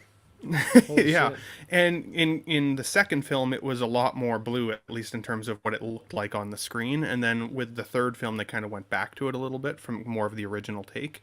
I agree with the chat and with you guys that the faceplate here is 100% Peter Weller, and that saves it for me, because RoboCop 3 was by far the worst of the films. In fact, I would say that it's, if we want to laugh, we should add it to the movie of the week, but otherwise it's not good. The first and second are pretty solid. The third is worth skipping. If it had the Robert Burke faceplates on them, he just had a weird looking mouth in that suit. It just didn't look right. It didn't look like RoboCop, in my opinion. And if they'd given us those faceplates, in combination with the jetpack, I wouldn't use. I don't think I would buy it. But the fact that it does kind of look like the original, like without the jetpack, it looks like the first movie version, I'll buy it and just keep the box in the closet and pretend again like it's my first one, or like the first movie. That's how Hot Toys gets away with giving, number one, an inaccurate figure to the title, and number two, doing a reissue. Yeah, real quick. Yeah, real quick. We got 90 people watching. Hit that thumbs up button if you don't mind. Welcome. And then also let us know of the 5 Hot Toys that we got this week. Which one was your favorite, or which ones you pre-ordered? We'd appreciate that. Awesome. I will just really quickly say, RoboCop's not really my thing. Not a huge fan of the movies. How dare but you. I hope that I did have a bunch of the figures when I was a kid. Have you seen the rated X version? Or Jesus Christ. Whoa. Boner Cop. The X version. No, not a triple X. The rated X. The unrated is what you're talking about. That's the version I want. Can you Or pick is that that what for they movie call of the it? week, please? No, pick Blade Runner for movie of the week. Okay. Flip a coin. But so I will say this looks really cool. John, cover your ears for a second, but I hope that this is a sign of them dipping their toe back into the water for more of these 80s properties like the Terminator, oh my God, Predator. I hate to say Predator. Sorry, John. We do know that, that Predator Prey movie is coming out. So I could see them, giving us a figure from that. But I need some Terminator 2 figures in my collection. I'll sell you mine. There you go. All right, John. Let's chat about this, because I need that for sure in my collection. Carlito makes a great point here. When compared to the pricing of a base diecast Iron Man figure, this is a steal for $375 with the jetpack, especially if you get the special edition with the battle damage chest plate. Let's move on. So InArt had posted some photos, and actually let me correct that. These photos were supposedly posted by the artists, and InArt later shared them. They were posted on Chinese social media, but these are some of the production photos of kind of where they're at with the Joker thus far. So we had a look at some of the work in progress portraits. Obviously the one in the middle there is probably pretty close to being done. And then we have some of the other ones in the back that are still work in progress. Those look great. This is fantastic. So this is several finished portraits in the background. I think if I had to nitpick just a touch, in the movie he has like kind of a blackish brown roots where his hair has grown out a bit. I think I would have liked to see that a bit. But honestly, that's so incredibly nitpicky. This looks fantastic. We also got photos of the way that they're doing the paintwork on the hands. So remember, they have the forearms where they kind of interchange mid-forearm. And I think these look pretty solid as well. We also got to look at some of the background diorama accessories. So we have the jail cell bars here. And I think I want to highlight how beautiful this weathering looks. The patina, if you will, the patina on the bars, I think looks excellent. I think that's about as good as I could do, or a lot of people that I see in this hobby could do. Look there at the top at that. Damn, my mouse isn't showing up. But if you look at that big pole, that weathering at the top where all that dirt has accumulated is really well done. And then we have some looks here at the bench. And I think it's interesting because with Hot Toys, it's my understanding they do a lot of digital weathering. So there's like a template and it kind of just applies the weathering, so everything looks exact. But if you look here, I mean, this is at least 3 that we can see really well. The weathering on these is all totally different. So it's something that I think collectors are going to have to get used to, having variance in the product, but I don't think it's a bad thing, right? I think there's some people that are going to have a little bit more of a heavier pass of the weathering than others. Some people are going to have a lighter pass. I think it's a net positive, though. We also got to look at the handcuffs, and I believe, if I'm not mistaken, these are not for everyone. These are only for people that pre-ordered with the window, if I remember correctly. Don't use that word. I think everybody ends up getting one of these. Okay, so then that's I guess that's a thing. And then some of the fabric work in progress on the liner of the jacket, which to me this looks pretty rough, but it's obviously a work in progress. They're doing these in batches. So we also see the pants, or the trousers rather, with the suspenders. We get the gold chain. This is to me, this is really fine work, and I genuinely appreciate that they're not putting a stencil on this and just hitting it with the black overspray, going on to the next one. It seems like each one's getting a little bit of a hand finish touch. Moose Dream says the bars are missing the crosses. I'll be honest, I don't know anything about that, but if that's what you're telling me, I believe you. So this is really well done. I'm curious what you boys have to say about some of this work in progress. Objectively, pretty good. Subjectively, it's all garbage. I fucking hate this character. So. Oh, God. Yeah, I don't like this movie. I don't like the soul, Joker. I'm over it. I've seen this character done a million fucking times, and like I get it, but it's not for me. The only thing I have to say about this is start selling your Hot Toys DXs. I don't think I need to do that. No, I think we've already missed the window on that. I bought my DX11 for $1,000. I think you can sell it now for about $550. It's yeah. I'm just gonna keep that laughing sculpt by itself, right? If that through Evil Bay, but you can sell for $550. So you're not perturbed. You're not perturbed at all that it plummeted like that. No, honestly. I didn't buy. No, I didn't buy the figure for its resale value. I bought it because I always wanted the DX11 Joker. I thought it was amazing. It's still, at this point, the best Hot Toys has ever delivered. This is InArt. Okay. This is an entirely different company. So let me ask you this. Hold on a second. Hold on. I'm not done investigating. What's the word? Fuck? Hold on, Dean. I'm You sorry. had multiple questions. It's not a question. It's an interrogation. Get a Joker interrogation. I like interrogations. No, I'm not necessarily saying that you purchased it for resale, but for example, something comes along like that Vader that you fell in love with, and you could buy the Vader and the Obi, or you can buy the Vader and the Spider-Man with $1,000. So it doesn't perturb you at all that you paid $1,000 for it, and because this new rendition's coming in, it plummeted. That doesn't bother you whatsoever. Like, for you, it's fair. I feel like bothering me is not maybe not the right okay. word. So like I would say that no, it doesn't necessarily bother me. It's not something I'm losing sleep over by any stretch. Does it suck? Yeah, kind of, because it's kind of like I threw $500 off the balcony, right? And kind of watched it burn all the way to the ground. But at the same time, I also wanted the Joker for I wanted the Joker for 10 years. So like I looked at that guy forever. forever. And when I finally got them, I paid the price that I paid in order to get it in my collection. Period. The fact that I gambled and lost, well, that's just gambling in a nutshell, right? I think. Go ahead, Gene. What's your question? I was gonna ask because I'm the kind of guy like you like the Joker. Mm-hmm.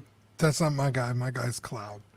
I buy every version of Cloud that I can get. Yeah. Would you still get the DX11 if you didn't own this and this was on its way? If you could get the DX11 for now, like the 500 or 550 again, sure. I still think it's worth it, to be honest. Because again, so you'd still buy both. If you got the shipping notification for this, and somebody was like, "Hey, I got a DX11 for you," and you didn't own the DX11, would you still buy it? Not if I already had this. I wouldn't go back and buy it. Oh, okay. I wouldn't go back and buy it. I'm excited about owning it, though. I'm excited to see them in comparison to each other. I'm excited to have the king of the Jokers of each of the different companies. Somebody mentioned in the chat there, watch Hot Toys come out with a 3.0 version now, the minute we have these guys in hand. But I think that would be I think that would be crazy for Hot Toys to do at this point. I mean, there's so many other figures and releases, even do the Nurse Joker, do anything else, but this version of him again. Do a Bane, do a Scarecrow. Yeah. The only reason I was asking you that, Ben, is just because that's how I feel with reissues. I never buy to resell, I know. But I'm in a predicament now where I want to upgrade my collection that I never thought I would ever want to do. And it's like to get below what you paid, and it's not worth it. You're better off hanging on to the pieces. You know what I mean? But I would just say that's Hot Toys in general, though, right? Like, and maybe that's why you're upset with them overall as a company. It's not holding its value based on decisions they've made or the market. Well, that's the problem. It's the decisions they've made. They've watered down the company because this wasn't like this. You can hold a Hot Toys and not necessarily turn a profit, which you could definitely turn a profit. A perfect example of that is the what do you call it? The Star Wars line, like the Dark Side Anakin, because they haven't watered down that line. Marvel, they completely watered down the business model, their business model. And that's why we are the way we are today, selling Hot Toys at $150, $200 US because of their business model. It wasn't like this originally, Marco, when I first got into this. I will say, John, like, I don't know that it's always going to be this way for the future. I'm a shoe collector, and with Jordans, obviously Jordan's different. It's got a broader appeal, but they reissue anything and everything all the time. And it seems like they're making shoes more accessible to more people, and they'll have fat runs. And yet these shoes are still like going for crazy money on the aftermarket. And so it's like maybe as the company grows and more people come into the hobby, then in time these things kind of maintain their value. But right now we're seeing those growing pains. I love your point because it's so true. I don't understand what it is about the Hot Toys market. It's like one of the only markets where I don't understand that the OG pieces don't hold value. The shoe market, you go the OGs, that's where the money is. Shit'll be falling apart and people like, come on. I wonder, is that a factor of it just being? Is that a factor of it being just this decade now? Like, if we waited another 10 years, will then those collectors who are the young collectors now look back and be like, now I want the OG, so. now I want... You know why it doesn't make sense? I think it's hard to compare, like for what John said, right? Like he has the 2008 Mark III, and it obviously is a rare figure. You don't see it go up almost ever. But I think if John was trying to ask, $455 for that figure on the groups, and someone would say, well, I can get this brand new figure with the modern day paint, it's a no-brainer, right? But the thing with that, Zach, is you can say that about any hobby. I can buy the shoe, the re-release shoe with the great paint, brand new, fresh, looking fresh. But I just think that's how toy collectors are, right? Like you could buy a vintage Rolex and it will hold, or like a Rolex today, and in 20 years it'll still be worth what it's worth. But there's other companies. I own Omega Watch and I love it, and it's my favorite company. But in Omega Watch, it doesn't hold that value like a Rolex does. But right? like even the depends on the Omega, vintage toy. Sure. Vintage. Well, yeah, I know what you mean. But generally speaking, a Rolex, 99.9%. I also of the value. really wouldn't compare watches because they're made with silver and gold and stuff. Well, I mean, even metals just stainless steel watches. I mean, let's refer to the vintage collection. The OG vintage collection. How many lines have been reissued and reissued? The OG line is still the line to own. If you're a not gonna say a true collector, but if you're after the nostalgia and the collection, the money's in the OG line, right? I don't understand why Hot Toys. It's the only collecting company that I see that I'm exposed to that doesn't hold that same merit. It's like interesting, right? It's everybody interesting. moves away, and that's why I get so pissed, because it's like tiered collecting. It's like, okay, I got in here, I spent the money. Okay, now the issue. Okay, the first was worth nothing. I don't like it. Doesn't comprehend to me.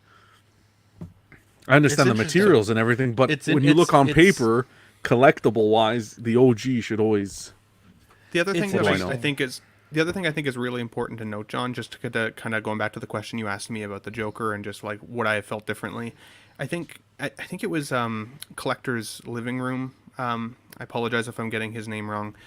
Recently on Shane's channel, they were talking a little bit about figures and reissues and some of that kind of thing. And I think he made a great point, and this is the way that I've always seen my collection, is that my collection gives me a lot of joy. When I look at it, I get a lot of joy from it. I enjoy coming down. I enjoy just sitting in front of the collection and staring at it. And even if a figure loses value for me over time, essentially it's that value that I've lost feels like that's kind of what I've rented out for that character. It's like rented space in my collection. I got a chance to enjoy it for a certain amount of dollars every month for the couple years that I've owned it, up until the point where I sell it for the $5.50 or whatever at half price from what I sold it or bought it for, and get this new version. I still got to have that figure in my collection. I still got to really enjoy it.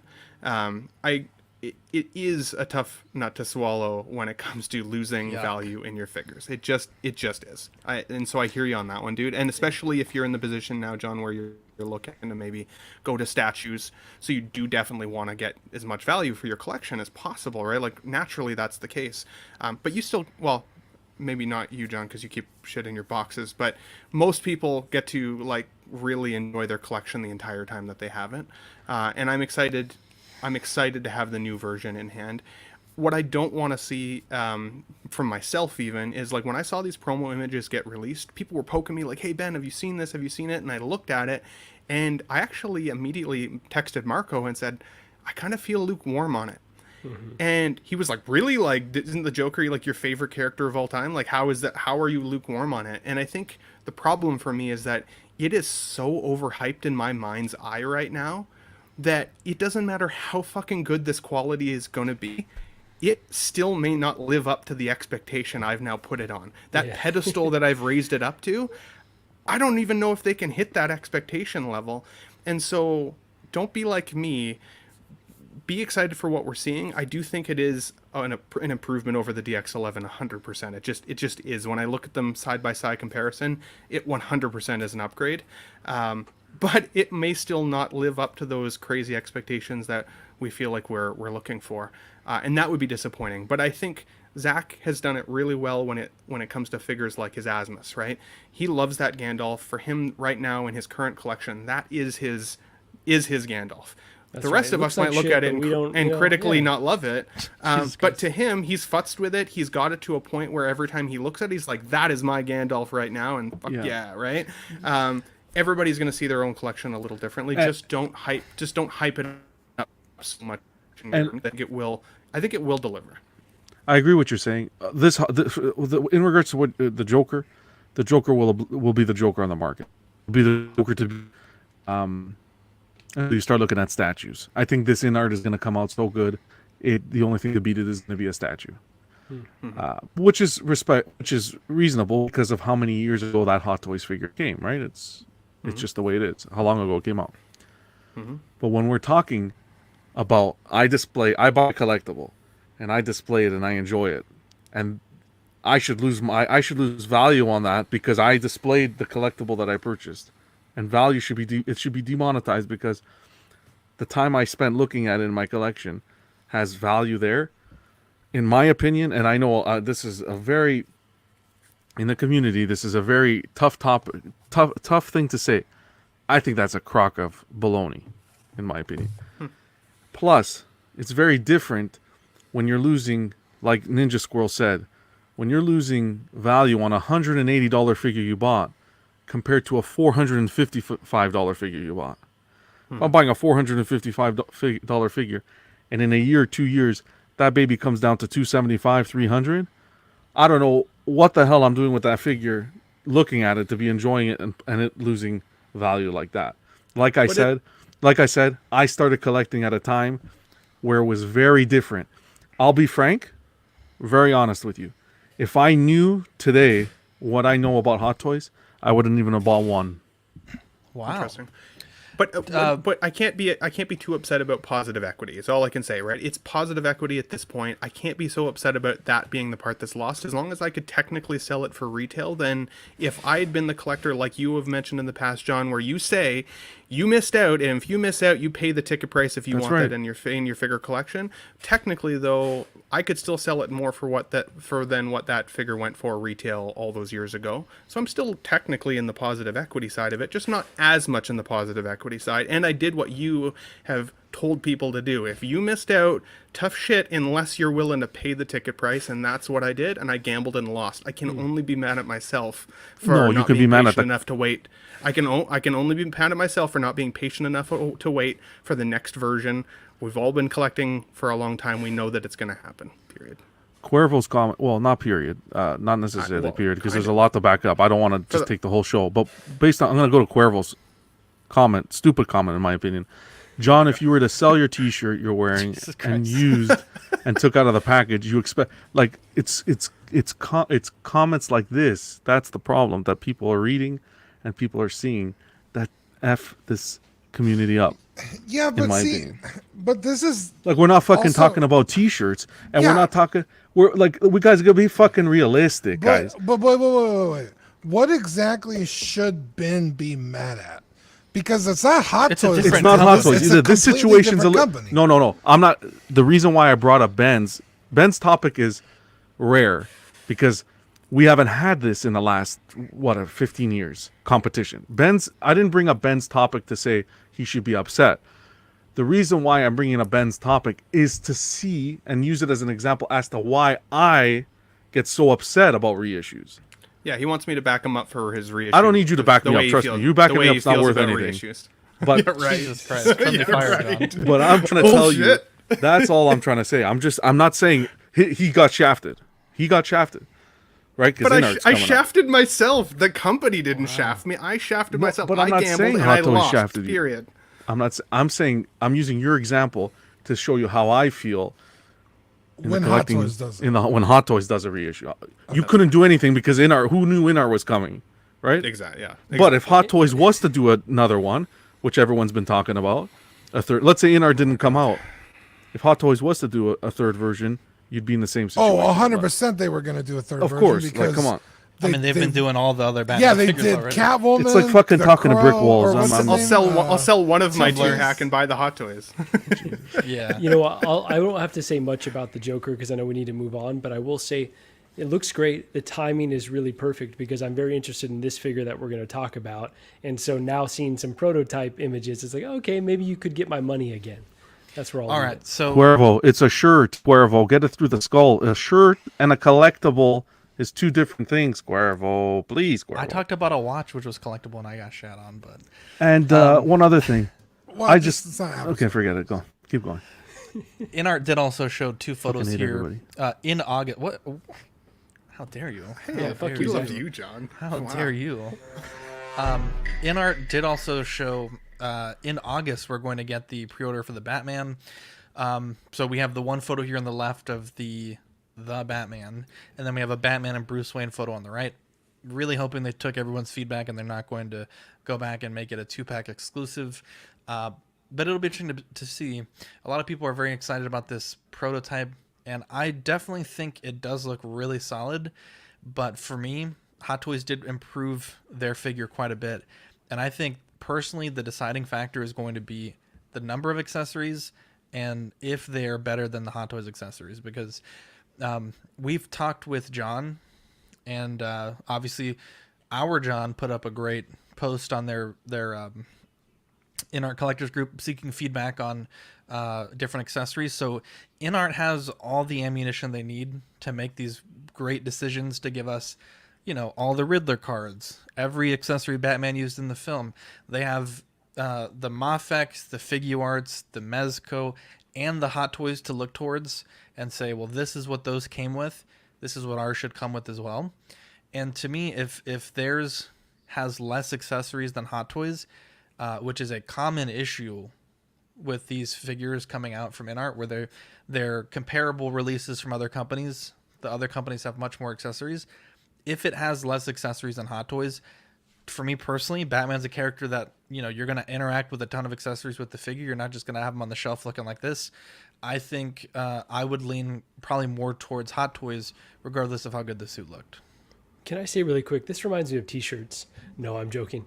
I don't really care about the accessories. Okay, so I do care about the accessories. I feel like, I don't fucking get T-shirts come into this fucking conversation. I don't understand. I don't know. I don't fucking understand. Like, how do you pull the fucking? Why don't you talk about lawnmower? Like, I don't understand how a T-shirt comes into this. That was racial, but I'm gonna allow it. I will say. Wow! Wow! I will just say I heard John say on your show that they are considering a single pack. Yes. Because of the feedback they received from the Joker. So I would love, I know they're still trying to figure out exactly what market they're going after. Is it the high end? Is it the medium range? Is it competitive with Hot Toys? I would love to see them release a single pack with lots of accessories. Not as important to me, but again, to compete directly with Hot Toys and make it reasonably priced around that range, even knowing, if it's not licensed for this market, by the time it gets into our hands, maybe it's around the same price, if not a bit more than the Hot Toys version. I would love to see them go head-to-head like that. That would be a really shrewd move, in my opinion, but really interested to see what they do with this. I don't really care about accessories that much. And I saw a side-by-side shot of these two figures next to each other. The lighting is very different, so it's really hard to tell. But just based on what I was looking at, I don't see the InArt being that much better. I guess I'd have to see the price difference to really make a decision one way or the other. But this is a Batman I want in my collection. So, I mean, buyer's market, right? There's going to be a few Batmans to pick from. At least two for now. So, I'm excited. I'm excited to kind of see what my options are. And like one of you said, I forgot who it was, but I think it was Margot. Now that I've seen the InArt Joker that they're gonna deliver on what they promised, now InArt's seeming a little more tempting. So my pinky did get hard. I'm not gonna lie. Yeah. We'll see John. It could have gone the other way too. Come on. No, it could have gone, but it didn't. You guys but didn't listen. I've also been very nobody on this skeptical. Panel. No, I listen. You play that episode back. Nobody listen on this to what the fuck I'm about to say. I've been very skeptical about InArt. I'm the one that has said I'm gonna fucking wait until we see some shit. That's why I didn't pre-order Gandalf. I was like, I still don't know what they're gonna deliver. But now that I've seen shots of the Joker, I'm like, okay, like you fucking, you promised this, and it looks like you're gonna deliver it. So now I'm more tempted with the Batman. So, hey, so that being said, August, we're in it. So let's see what they got, and I'll make my decision then. So I love it. Sorry, just quickly. No problem. Yeah, I don't understand like people that don't want accessories for their figures. Like some people in the comments are saying that they don't care about accessories. Am I like on some different planet where accessories aren't important? Like you're buying a Batman figure. Like if all he's gonna come with is a Batarang, and like you're like, okay, this is great. Come on. No, you're right, Zach. And I'm going to backtrack I don't on think, what I'm come saying. on. It's a make or break for a figure. I mean, this was his pose for like 80% of the movie. Yeah, for real. I will just say I'm a little bit biased because I'm already getting the Hot Toys version. He comes with everything. So it's like, okay, even if this one didn't come with that much, I'd be okay. But that's not going to be the case for most people. So I think you're right, Zach. The accessories for Batman will be important. I wish I went before you. Oh, sorry. Zach, take notes on how to not let others interrupt you. Thank you, Cuervo. I'll also take T-shirt notes as well. I wish I went before Marco. I think this is the second one that's going to steamroll the Hot Toys version. I think the only thing that the Hot Toys version is going to have that may entice people is the motorcycle and the bat signal, because I can't see In-Art tackling those two. Suit-wise, I don't know about accessories, but suit-wise, it's a complete steamroll in my opinion.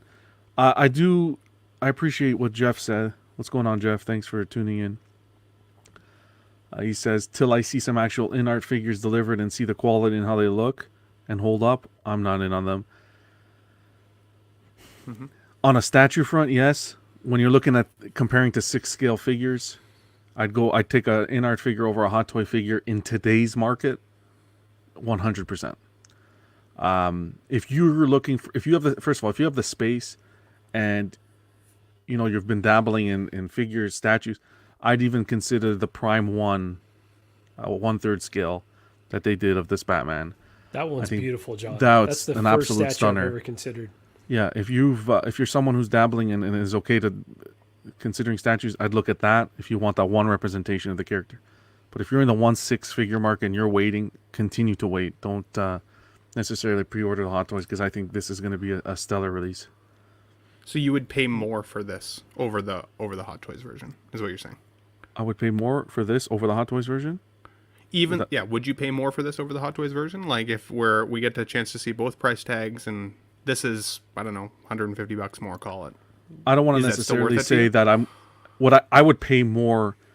I don't think it's fair to say that I would pay more right now without seeing the full release. Okay. If it's like the Joker release, 100%. If we're comparing you said something earlier that really stuck with me. You said that if you had known what you knew about Hot Toys now, 10 or 15 years ago, you wouldn't have even got into the game. But In-Art is just getting into the game. They've not said that they won't reissue figures in the future. They've said that they wouldn't want to, but if there's an opportunity to improve it, they might. Would you still support In-Art if in 10 years from now they start reissuing figures like this, like Hot Toys is, but they charged more than Hot Toys on their initial releases just from the get-go? In-Art's not shitting out releases like Iron Man. Yeah, well, if it's not broke, don't fix it, though. They keep putting out releases that we've already got. Pennywise, we've got Gandalf from Asmus, we've got from a Batman different company. from Hot Toys. From a different company. But it's still the same figure, rinse and how is it repeat the it. same Like figure? think about all of the pop culture that's out there. Think of all the crazy awesome shit that they can make. Yeah. And they're going Guess back what to they're the doing? same well. They're fishing. They're saying, hey, look, you see your little shit hot toy that you have in your collection there? Look how we do it. So you can come over to our side. That's what they're doing. And charge more and for it. And well, it worked, right? Because you have the Joker, and now you order the Joker, right? So it worked. But I'm okay with reissues. So, like, if in 10 years from now they re-upgrade their Joker that I just spent $1,000 on, I'm gonna also still at that point not be pissed about it. You're saying that they're gonna do a straight reissue of what they're producing now. That's what you're saying? No, he's asking what if they do. I personally don't think that they would. Like you're very supportive of In-Art, I guess is my point. I'm trying to call the fact out that you're very supportive of In-Art, but you were also very supportive of Hot Toys, and then you just said that if they did the same thing, if you knew, you would no longer support Hot Toys. Yeah, but if In-Art is the new company.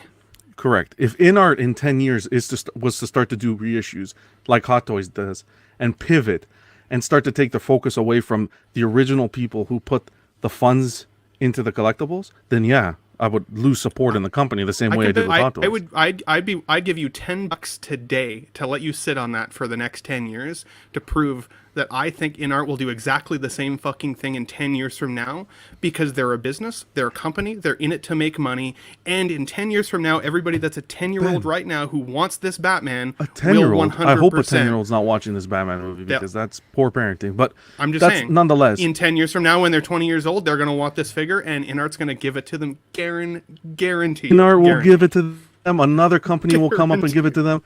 I don't know, because I probably won't even be collecting 6-scale in 10 years, to be honest. Because I'm a hair out of this thing. In 10 weeks. I'm cautious. What I'm telling you, Ben, is if you're going to give advice to collectors listening to this panel, that they should consider In-Art over Hot Toys because of all the reasons that you feel are valid, but then you're ignoring the fact that in 10 years they're going to do the exact same fucking thing, almost guaranteed. Okay, but you just have to caution the group for both sides of the First argument. of all, you're not going to come here and tell me what I need to caution. Number one, live. Number one. Why is John so defensive? I'm getting defensive like because the fries on smart poutine right now. smart All ass this gravy McGee just over there. flowing in between. Let him take a sip of his water so he can listen clearly to this. How am I smartass? I'm just literally. If Hot Toys, listening listen, to the brother, points listen. you give, and I'm responding to the points that you give. You said your piece. This isn't the Amber Heard trial. Everyone's settle. You are saying about re-releases, okay? If Hot Toys is doing re-releases, and then InArts, it's not like Hot Toys is doing re-releases. They're gonna stop doing re-releases. They're gonna continue.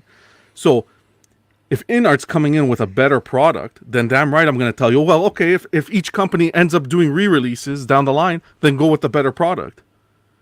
Right? It's not like Hot Toys is gonna stop the re-releases. So if you have to choose from two companies, Hot Toys is doing re-releases, and then InArt in 10 years they do re-releases, who are you gonna go with? You're gonna back Hot Toys or you're gonna back InArt? Your argument is invalid. No, it is not. I'm going to back whoever I enjoyed collecting with the entire time, and it's not going to change my opinion. Is the point? Reissues will not change my opinion. Okay, period. That's you. Let me just say this because I feel like I don't understand someone who buys $1,000 statue. It gets plummeted to $500.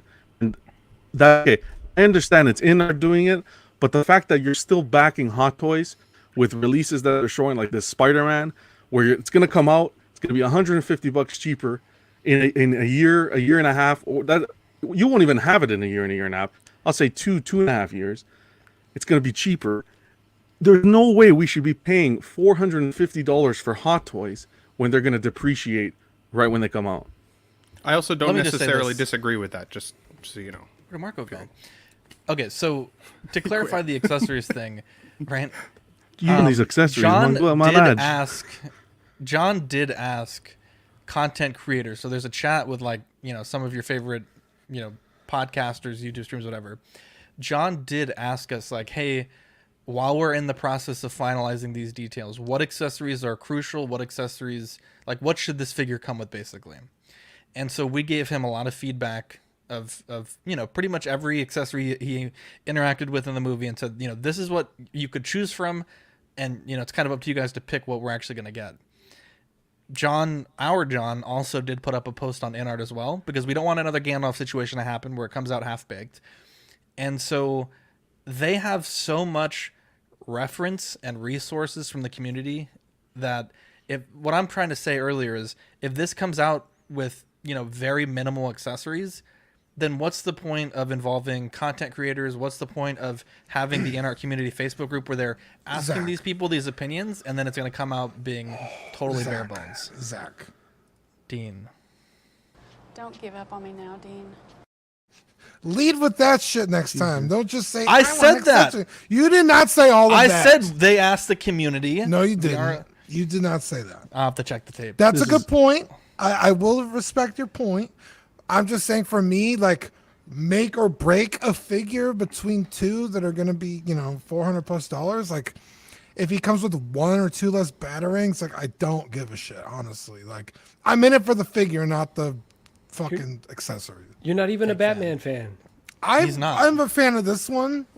I just felt like arguing with you. I'm also, yeah, everyone else is arguing. It's time for me and Marco to get into it. You fucking gabagool. It's not arguing. It's discussing, guys. You got to bring up the point. It's crazy how we still. I will say. I just want everybody to come out and say, literally, because we'll pull up the first episode. I was wrong about InArt. And I'm going to wait. We'll wait. Hold on. I'm not talking to you, Dean. Fuck, Dean. I'm not directing it at you, Dean. Did I say Dean? Dean, I want you to apologize. I didn't say that, Dean. I said we could play the first episode. I'll put it on the clips. But John, we won't do it yet, though. Hold on, we won't do it yet. I don't know what you're referring to. Honestly. Oh, you know very well what I'm referring to. You're talking to a panel with 3 out of the 5 people have pre-ordered that InArt Joker, though. So we're obviously some of us had a lot of faith. I was doubtful when it came to the Gandalf, but when it came to the Joker, I've been hyped and very cautiously optimistic. We will play back the video. It was mean. I will find it and we will play it back if we. But have what's it. the point of that, right? We But can we're gonna wait. And because John needs if you to be check right. the hang on, if you Pretty check the much. record, John, Marco and I both once specifically for the Gandalf, we came out and said, hey, we were presented with new information. This is the best Gandalf. I'm not talking about the Gandalf. Justice. You're talking By about the time Joker still? by the time the Gandalf hit, people were So what's already the point? waking You up. want to be right at this point? No, it's not the Yes, point. okay, you were right, but I mean, you were also wrong about Hot Toys. So I mean, what? Wrong about what Hot is Toys in what sense? You've said it already 10 that if you years could get ago, back you into were- the game, you would not invest in Hot Toys. So you were right about this. I think we can all agree that, I personally, as someone who has seen companies come and just flat out fail on releases, I was cautiously optimistic. I didn't care about the Joker, and frankly, that figure annoyed the shit out of me because it was you too shit long. on talked about it but you forever. shit on the product in the sense that the application of the product. I don't want to get into this too far yet because we don't have it in hand yet. Let's wait till we get. We've been just seeing Oh these yeah, nice. I mean that's I'd want to wait before this all gets. I'd want to see it in hand. What I was saying about Hot Toys was business practices, not the product. Hot Toys was making the best product at the time. Business. If I knew Hot Toys business practices today, not the quality of the product, let me make that clear, then I wouldn't have bought the first figure. I will agree with you on that, John, but Ben also makes a good point. 10 years, NR could be doing the exact same shit. And let me say some other rephrase. Maybe saying I wouldn't have gone into Hot Toys was wrong. I would have refreshed the collection. When I could have sold. Oh, I see. Okay. You know what I'm saying? I would have upgraded the collection at that time. Yeah, but hindsight's always 20/20, right? Like No, the in-art and Hot Toys thing, the thing here is that now it's time to get off the Hot Toys truck and look at the new company. Regardless of them, regardless of the doing reissues or not, because them doing reissues or not, they're still producing the best product compared So to you're the saying other company doing the reissues. maybe in like 7 and 8 years you start refreshing the in-art collection, maybe. Possibly. And secondly, this whole community, That's fair. That's a this fair whole assessment. 6-scale community, it's all flipping. They're all okay with reissues, right? I'm the only one that babbles and rambles That's on not reissues. true. So You get messages from collectors all the time. Well, Like, John, okay, you Dean. said exactly what I was thinking. So keep saying what you're saying. Yeah, you might get some heat from the panel, but Heat there from the are panel, people that agree no. with you. I want the people that love accessories to comment I don't hashtag get hashtag t-shirts, hashtag accessories. Let's go. 92 people watching. Let's Buy move Hot on. Toys, guys. Let's blow through this real quick so we can get to our main discussion. 3-0 had some stuff at SDCC. We did not cover it last week. That was my bad. Robo Dow 4th Angel. I think this is a neat looking figure, a very iconic angel. Though, Dean, it kind of bothers me that they're doing all this weathering on the angel here when, one, it didn't look like that in the anime, and two, all the Avas are not weathered at all. So I think they're that's all kind pristine. that's kind of a weird thing to me. There also did show, finally, we thought this line was dead, the RoboDow VF1J Rick Hunter edition. They showed us an unpainted plane mode, jet mode, and then we also have the Veritech there on the right. No one thought this was dead. They just announced it like a month ago. No, we've been waiting. They had on their Facebook back in October that they were going to show us details about It was this. in and October. I have it on my phone, or I'll pull it up. But anyway, It was a long time. It was long enough that you were a little concerned. it was What the like, fuck is oh, going on? we're announcing it. Like, now I want to pull it up because it wasn't that long ago. Unless I'm a complete dingus, which may be the case. I'm not saying I'm not. But anyway, We'll address it I'm later. Keep it up. Super excited for this. I will say I'm a little bummed that it's such a small scale. How dare you, DJ?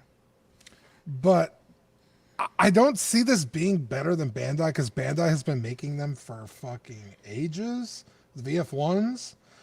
And I own the Kids concept, and those have problems because even from their version 1 to 2.0, they fixed some of the issues from 1.0. So I'm not really super confident in this first release. I kind of wish they didn't do the VF1J, but it was December they announced it. Oh, yeah, December. So not that long, but you're right. Okay, 8 months. Almost 8 months. I just said you were right. Fuck. but not Jesus, October. Play the clip, bro. Jesus. No, don't play it. We're at 2 hours. Jesus. Anyway, yeah. So I really like to see this. I am again not super confident, but I will be buying this. So if you want to wait for me to get it and give my assessment and then buy one, so there you go. Lizzie Venus has a great comment here. When does J&D get in the conversation, knowing they will soon jump into 1/6 scale arena? I don't think our blood pressure, our hearts could handle another company coming in there and trying to take the throne again. So I guess we'll see what happens, but it's going to be interesting to have another big name company into the 1/6 scale market. I think, John, I think you might agree as well. Competition is not a bad thing, right? I think complacency is probably one of the worst things.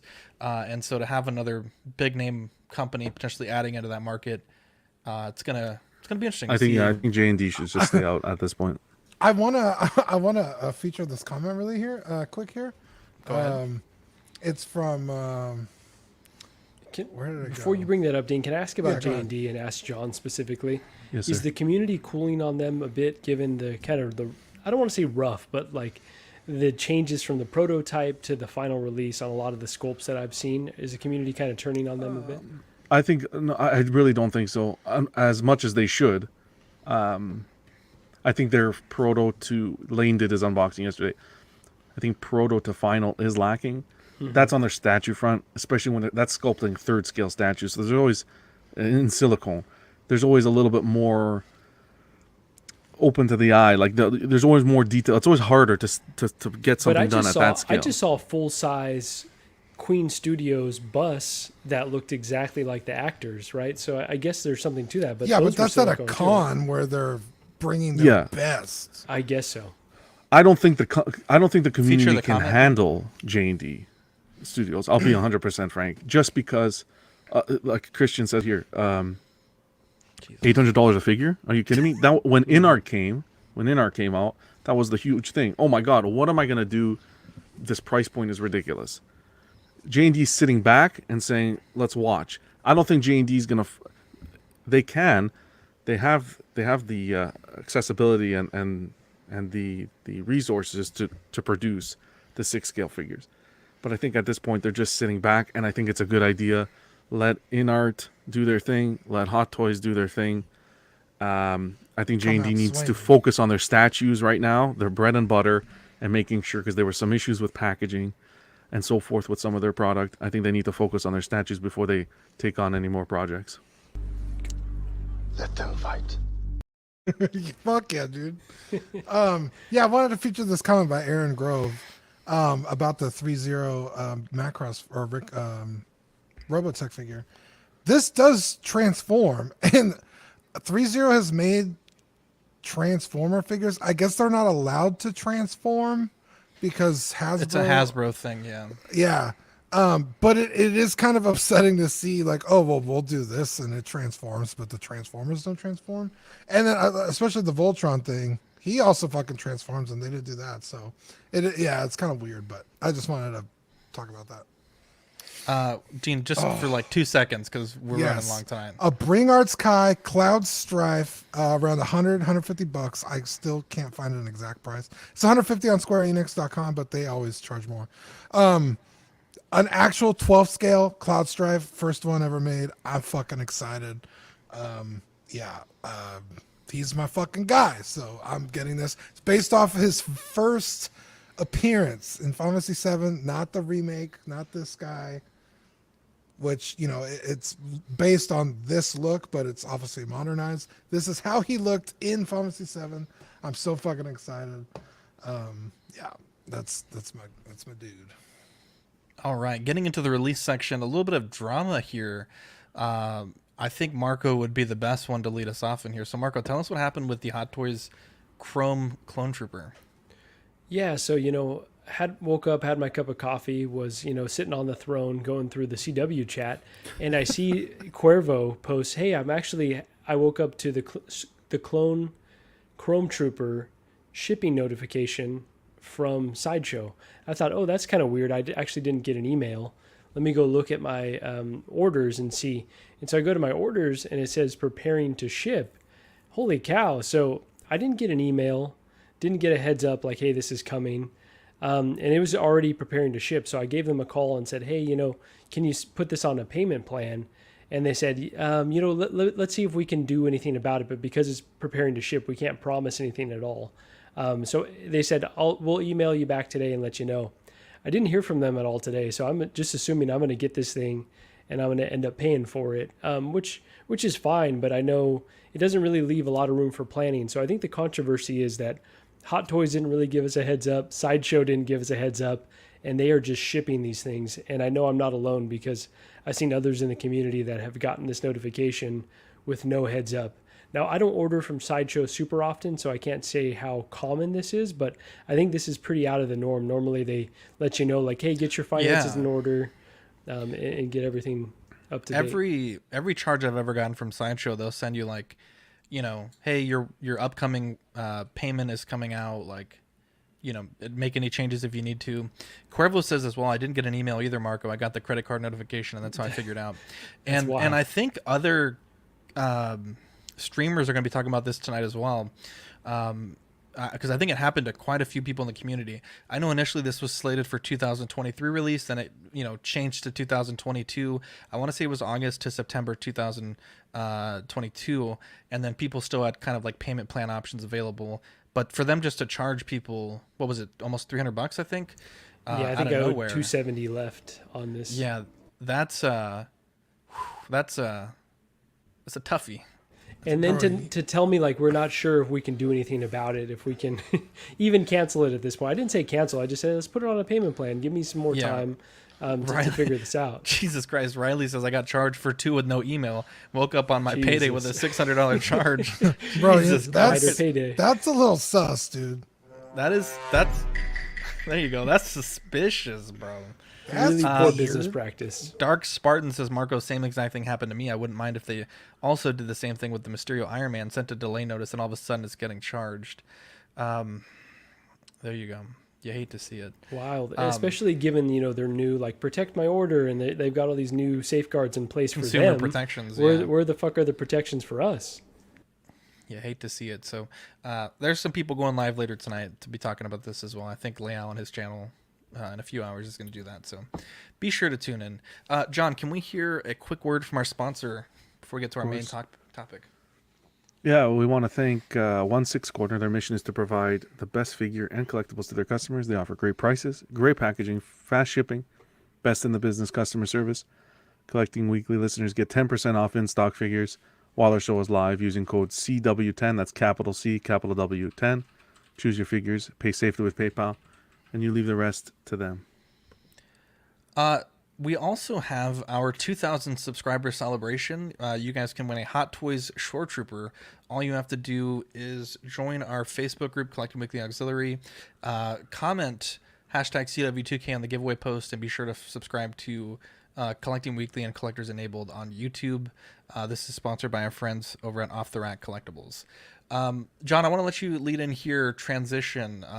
A lot of us on the panel, some of us at least, are starting to look into other avenues for collecting, and I think you've kind of taken some big steps the past few weeks to kind of begin transitioning to another part of collecting. Tell us what you got.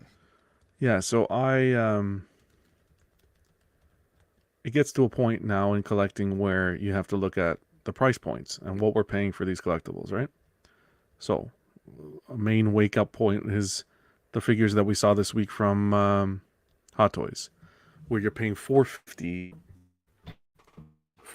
for a what was it? A Spider-Man with a base. Okay, whatever. We said it was a half-ass base, this and that. $450 for an Iron Man. You're at what? Almost $1,000. That's if you're in the States. That's without shipping. Jesus. Let alone crossing a border coming to Canada.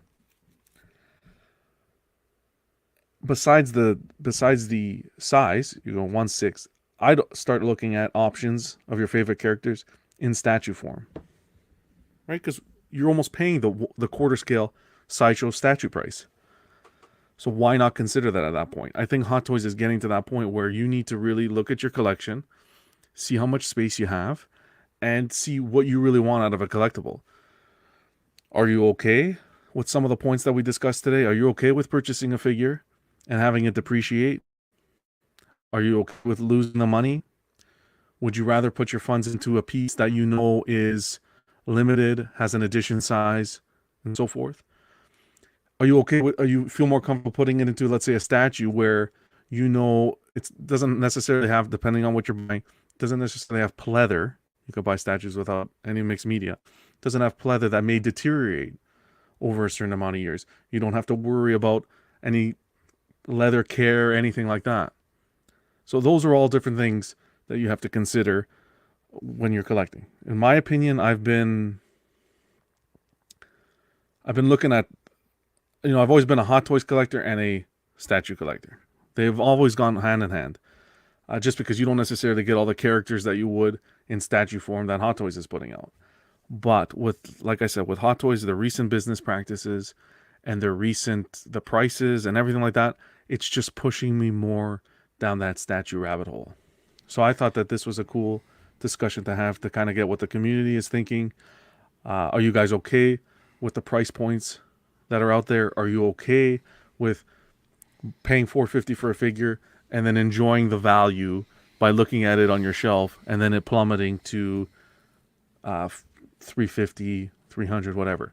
Because remember, you don't need the money today, but you hope that you place these funds into these collectibles that you can at least recoup what you put in. I understand, okay, shipping and so forth if you don't recoup, but at least the retail value of the piece. Because you don't know what life's going to throw at you. Not only that, but if down the line you want to reinvest in your collection, being able to kind of move this on to the next collector for at least what the company was selling it for, if it's in a good shape, you should be able to do that. So I'm curious to see what everyone has to say. Let me ask you this, John, because I've been kind of, maybe not to the point of where you're at, but I'm getting there, right? To invest in some statues, and I've already, went from 0 statues to like 8 or 9, right, in a few years. But let me ask you this, John, because one, let me just say this first and foremost. I totally agree about the materials thing, but there are some statues that I really, really want. Really, really want. And then I hate to hear that, oh, they have a leather cape or a pleather cape. And it just, it's a hard decision for me. And I don't really know how to feel about it.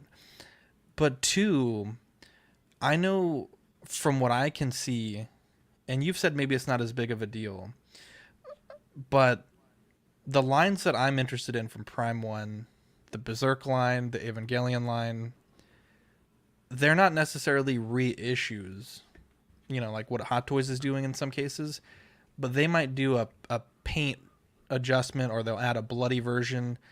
Do those affect the statue market at all? Because some of them do look much, much better. The Night Fight Ava Unit 1 with the glow-in-the-dark paint, I personally, I think is a much nicer piece than the first version. Mm-hmm. Does that happen on statues, or maybe even like this is one that you talked about on Club, the Alien, the Iron Man Mark III? Well, the Alien also, yes, the Prime 1 Alien, but the Mark III Iron Man, where it's the same character, it's a different armor, but it's like a exact mirror pose, like it's the ground and pound. Like for statues, do you notice that, at least in your experience, like where they'll go down because another better version comes out, or one with slightly different paint?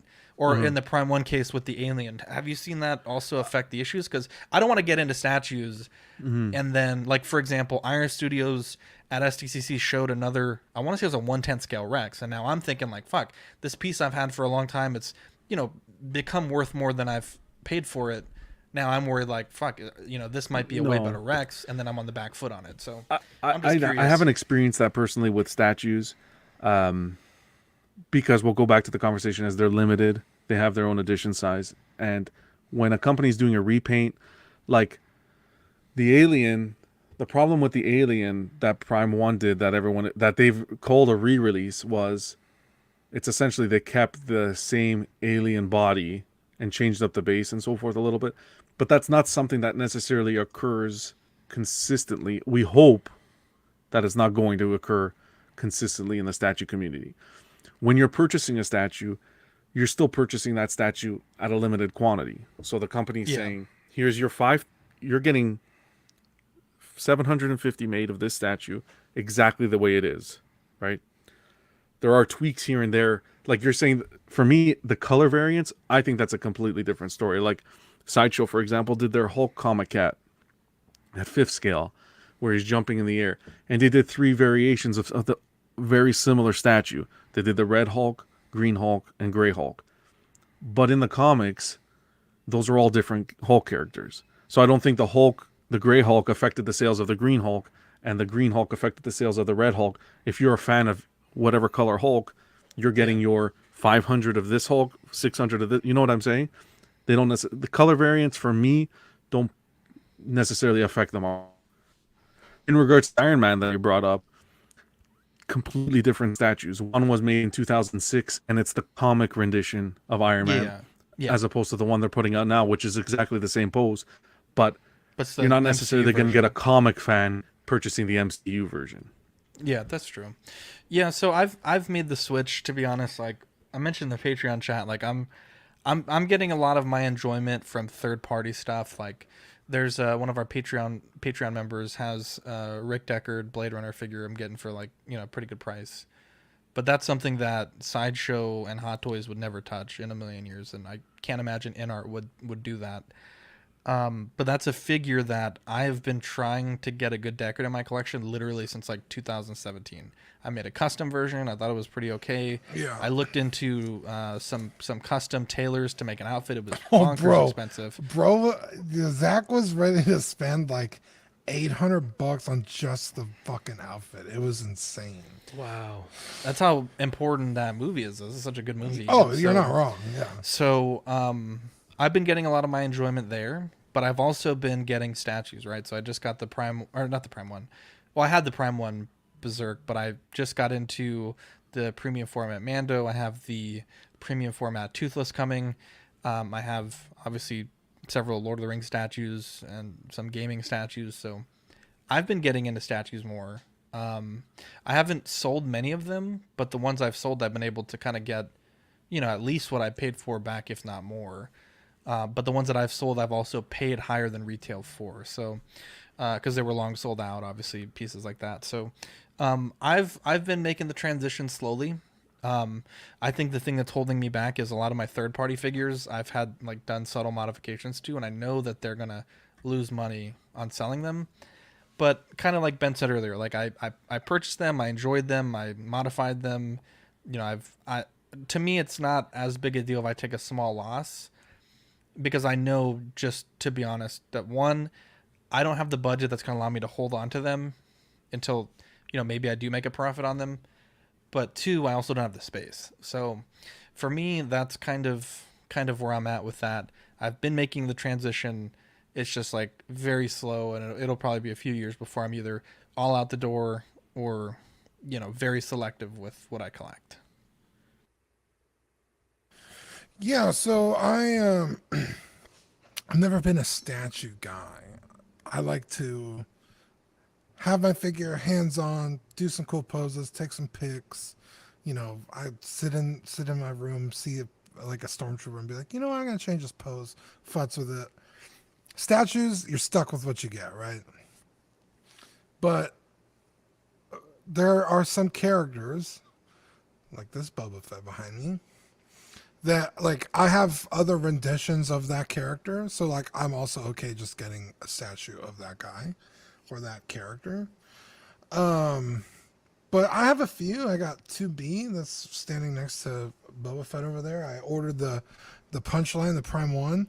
Now, she actually doesn't have any other products on the market, so that's the only Punchline I could get. And she went up for pre-order, and I pre-ordered her. But yeah, I think there's some statues that like are a must. Like I have to own this in statue form. But I'm still a figure guy at heart. So yeah, I wouldn't say I'm like moving specifically to statues, but when I see one I like, you know, I fucking buy it. So yeah, I love figures too much to ever just be a statue guy. I gotta say, Dean, I'm kind of echoing your point there, buddy. Sorry, Marco, if you're gonna unmute yourself there, buddy. But I was, but go for it, Ben. For me, it's about space and posability. I was always a big action figure collector as a kid.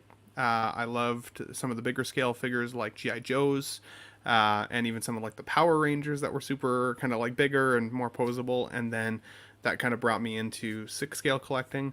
For me, I wouldn't say that quantity over quality necessarily by any stretch, but I do like to have more than a handful in my collection. Like, I want to have one representation of all the characters that I love, and I just happen to love a lot of freaking characters. And so I think if I were to go down the statue road, I would run out of space before I'd ever come close to being able to collect all of the representations that I want.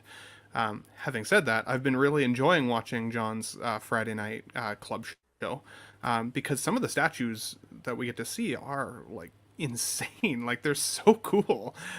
It's just not necessarily, I don't think it's not in my want to buy, it's more my want to admire category. I like to be able to pose my figures. I like to be able to change the way my display looks pretty consistently. And like, I just got the Venom not too long ago, and as much as I like that Venom, even it feels like too big for my space. Like, I don't know what to do with it. It's way bigger than any of my other MMS series figures. And so I just know that if I go statues, even though there's multiple different types of scales of statues, I do think that I would feel like they didn't necessarily fit in. And I'd want to then either take myself fully out of 6 scale and go straight statues, or stick with 6 scale and get rid of any statues I'd picked up. So for me, it won't be something that I transition to anytime soon necessarily. But again, I think space also plays a factor. If I had a much bigger display room, a bigger man cave, and I could have 1 or 2 pieces that really stand out to me, your Thanos behind you there, John, I saw that in a comic book store recently on one of my toy tours, and that thing is, like, in person, insanely cool. So cool. So I definitely appreciate them for sure, but not necessarily going to be a change for me anytime soon. So I am a figure guy, specifically 1/6, for a lot of the reasons that Dean and Ben both mentioned, and obviously Zach is there as well. I have definitely seen some figures some statues in person semi-recently. So when we were at Disneyland, they had a whole big area, and they had a bunch of the premium format statues, which I know are kind of the bottom of the barrel, but I was pretty impressed by those as well, like seeing a Thor. I'm seeing a few of the X-Men. I think they had Cyclops there. So I would definitely consider picking maybe 1 or 2 of those up, but it would never, for what I'm thinking now, I don't think it would ever transition to be fully statues and not 1/6, because it's such a direct line from when I was a kid, because I had those action figures. I love the posability, even though I just do simple poses, like the ability to kind of mess with them to get them where you want, and the ability to kind of refresh them. I just am all in on my 1/6 because they are little art pieces kind of to myself. And I will say, when I was at Comic-Con, I don't know if I mentioned that previously, they had a bunch of statues everywhere. Weird flex. Yeah, no, I'm joking. You keep saying yeah, just fucking around. They had a bunch of statues, and like I really admired a lot of the statues. They had like a Catwoman one. I think that might have been premium format. I saw the Prime 1 Batman, as John mentioned earlier, in person, and I was blown away by that one. That one is gorgeous. But for the price that I would pay for that, I would rather have the Bat Signal and the Bat Bike and the in-art Batman and the Hot Toys Batman. You know, I could kind of get all of those for the same price. And so I'm not quite sure it's worth the trade-off for space for me. But definitely something I have my eyes on. But I'm not really quite ready to bite the bullet just yet. But do appreciate a lot of those pieces out there. But yeah, I'm still such a 1/6 guy. It's really hard to envision me ever transitioning. Definitely, all great points there. Anyone else have anything to add before we move on? Will John still be invited to the show once he goes statues only? Of course. Can you show me the playback where I said I was going statues only? Just kidding. Ooh, spicy. Movie news. Ben just wants that spot, eh? Fuck, he's salivating over it. I'm one low. I'm just poking the bear, buddy. Just poking the. Ben Affleck's Batman was confirmed for Aquaman 2 this week. There's photos there of Ben with Jason Momoa. Man, he looks rough, man. J-Lo's putting his ass through the ringer. My goodness. Can't go with the Latina, man. This is what will happen to you. Yeah, I hate to see it. He didn't look this way with Ana Darmus, I'll tell you that much.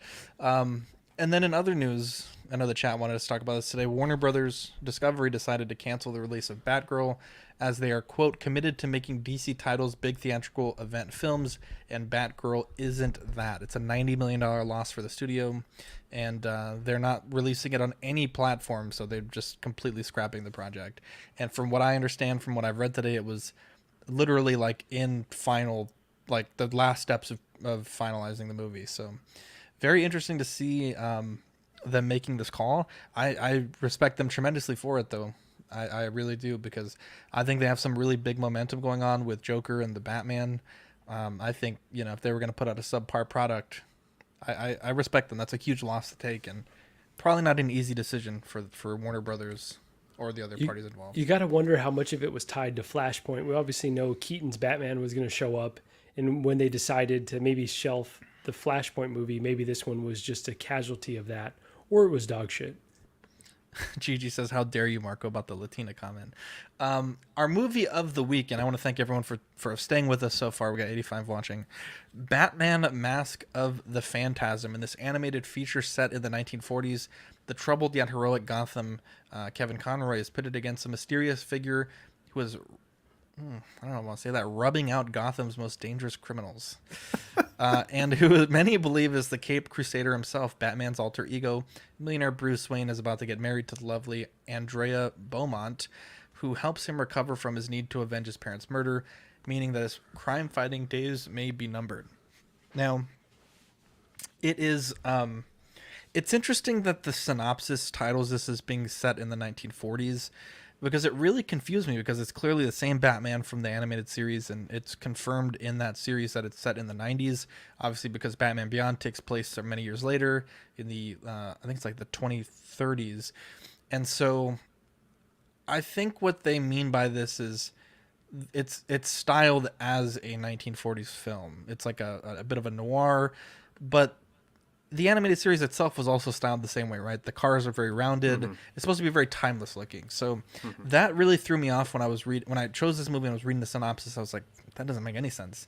At any rate, really, really solid film. I think maybe my only complaint, and it's probably because it's, a kid's movie, really short runtime. From the moment I saw Andrea step on the screen, I was 100% sure who she was in the film.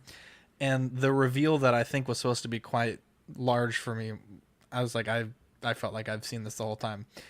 Mark Hamill plays an incredible Joker. I think it's one of his most iconic film roles outside of Star Wars, obviously. This is a great movie. If you like Batman the Animated Series, this is a great movie. A lot of people think this is up there with some of the best Batman films of all time, not just animated. And I have to agree, it's classic Batman the Animated Series.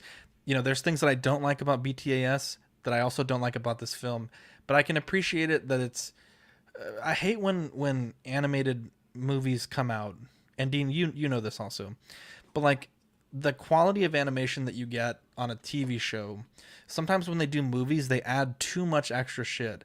Like, for example, Dean, in the Super movies, they add all this extra CGI and like shit that's just so out of place from like typical animation style. And I noticed this with the Bob's Burgers movies that just came out also. They added like all these weird like panning shots that you never see in the show. This to me felt, for better or for worse, like I was just watching an extended episode of the animated series. And I think that is, a really, really neat thing. Nicoleo's asking, is this my first time watching it? This was my first time watching the movie. It's definitely my first time watching the movie. I've seen some of the other BTAS films, and I've owned this film for like, I want to say a year already, and I just haven't had time to get to it in my Voodoo library. So really, really, really great movie. I recommend it. It's a short film. It's like an hour 20, I think. Really easy to watch, and it's definitely a great film. It's sort of a take on like a year one Batman story. The origin of Bruce Wayne kind of goes into the typical, Bruce Wayne Batman thing. It's like, who is really the person, right? Is Bruce Wayne the mask, or is Batman the mask? And it kind of explores like his wants and desires as a man, but also like he wants to avenge his parents' death and at what level he's willing to go through to do that. So really solid film. I know Ben's a big fan of this film, so curious to see what he has to say and what the rest of the panel has to say. Yeah, it's funny you bring up Andrea. Sorry. Are you okay, bro? You're scaring Andrea me. Beaumont, I think her name is. Yeah. She's played by Josephine Marcus. Or no, Josephine Marcus is her character in Tombstone, but she's played by Dana Delaney. And you said so many names that mean nothing to me. Yeah. Well, we just watched Tombstone not long ago. In fact, these movies came out in the same year as Tombstone and this one. And she plays like literally the exact same character. In fact, she has like some of the same dialogue where she like says something to Batman. He laughs. She's like, "Oh, you laugh now." And like she says the exact same thing to Kurt Russell's character in the Tombstone movie. I just thought that was interesting. I was like, "Oh, these fucking movies came out in the same year." But yeah, when you were talking about the reveal, it was kind of like in the Black Widow movie with what's his name? Or Taskmaster. Taskmaster. What Taskmaster reveal wanted to be. Yeah, but it was like, this is clearly a dude. But then when the reveal happens, like, oh, now obviously it's a woman. But yeah, it was like the animation style, like very clear cut who's a man and woman, you know, like with the big broad shoulders and the little legs, and then all the women are all like curvy. So it's like, well, this character was definitely drawn as a man for most of it. So yeah, it was interesting. But have you guys done Dick Tracy for a movie of the week before? No. I love Okay, Dick. we should do that. Anyways, I'll say what it's Zach. Dick Tracy. Yeah. But yeah, it was real quick. It was watchable. Not to interrupt John here. Cuervo was a great idea. Maybe we can explore that this week or whenever.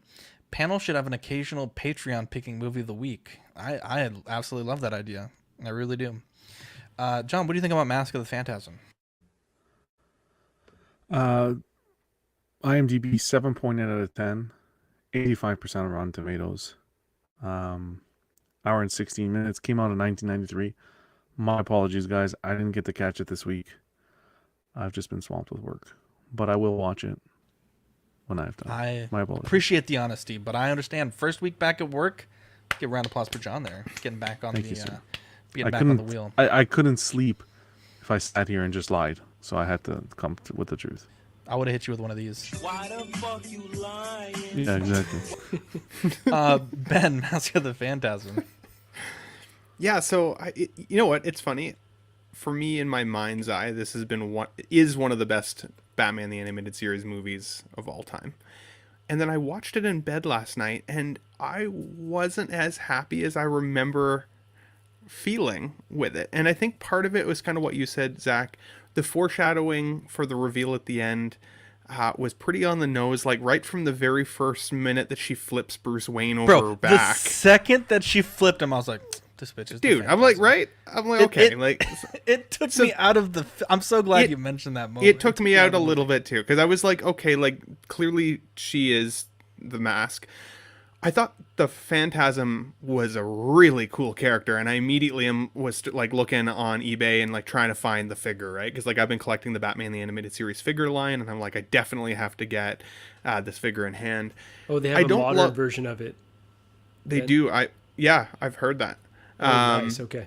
Yeah, it's like it's a bigger one, so it's not the same scale as mine, but they've got a slightly bigger one. The one that I want is a 2-pack with the Batman, so it's actually like it comes in a pretty large box. Mark, which is was that cool. a Taskmaster joke? No, it wasn't. Oh, no, I thought you were gonna be like, yeah, it's the Hot Toys Taskmaster. Oh no, no. There is a bigger version you can get too, but it's not. But I'm hoping that Mondo Toys makes one, because that would be really, really cool to see. But I had a couple of complaints, and again, it's very minor. But she was a badass fighter when it came to Bruce Wayne. She was a badass fighter when it came to the criminals. When she fights the Joker at the end of that film, she basically just like stops trying entirely and nearly gets herself killed. And I was like, why did you take the mask off other than to reveal to the audience who you are? Why would you expose yourself that way? She was getting shot at point blank in that film, like quite a few times, not taking any damage. There's no explanation as to why she's smoky, like what like the phantasm gas is. There's no explanation as to why she's so bulletproof or so overpowered at the beginning of the movie and then just not at all in the Joker fight at the end. It felt to me like it was done for the sake of the film and not for the sake of like an actual good continuity of story. That drove me a little bit crazy. But on the good side of things, one of the parts of the movie that I completely forgot is when they visit the Museum of the Future, and you get to see Batman's like his Batmobile before it's the Batmobile. He sees it and he's like, oh, I half expected him, because I couldn't remember the part, I half expected him to turn to Alfred and be like, go buy that while I take this bitch on a date, you know? Like, I want that thing in the Batcave, right? So, and like we get a chance, he gets to find the Batcave later in the film, and like, so there's a lot of that like Batman building, like of the storyline, which I thought was really, really cool. I loved that we got the chance to see what the Joker looked like without his makeup on, and then that reveal of him being as part of kind of that group of mobsters that she's after. I thought that was cool, and I'd forgot about that part. And I thought he looked kind of like the Joker, and then when it was the Joker, I was like, see, that to me was a spicier reveal than otherwise. But I would say that in terms of animated Batman movies, this is probably like fourth on my list. It's definitely still up there. It was still a really great watch. If you've never seen it before, I would recommend it for sure. Still, I'm glad, Zach, you picked it for sure. It made me want the toys, and there was lots about the film that I liked. But it wasn't as good as my like 12-year-old brain thought it was. When I was 12 and it was revealed that she was the Phantasm, that did blow me away. And the love story was a little on the nose, for sure. It really was. It was. But it's also like a kid's love story, right? It's like a kid's love story. Like making out the next day, so for I sure, could dig it. for sure.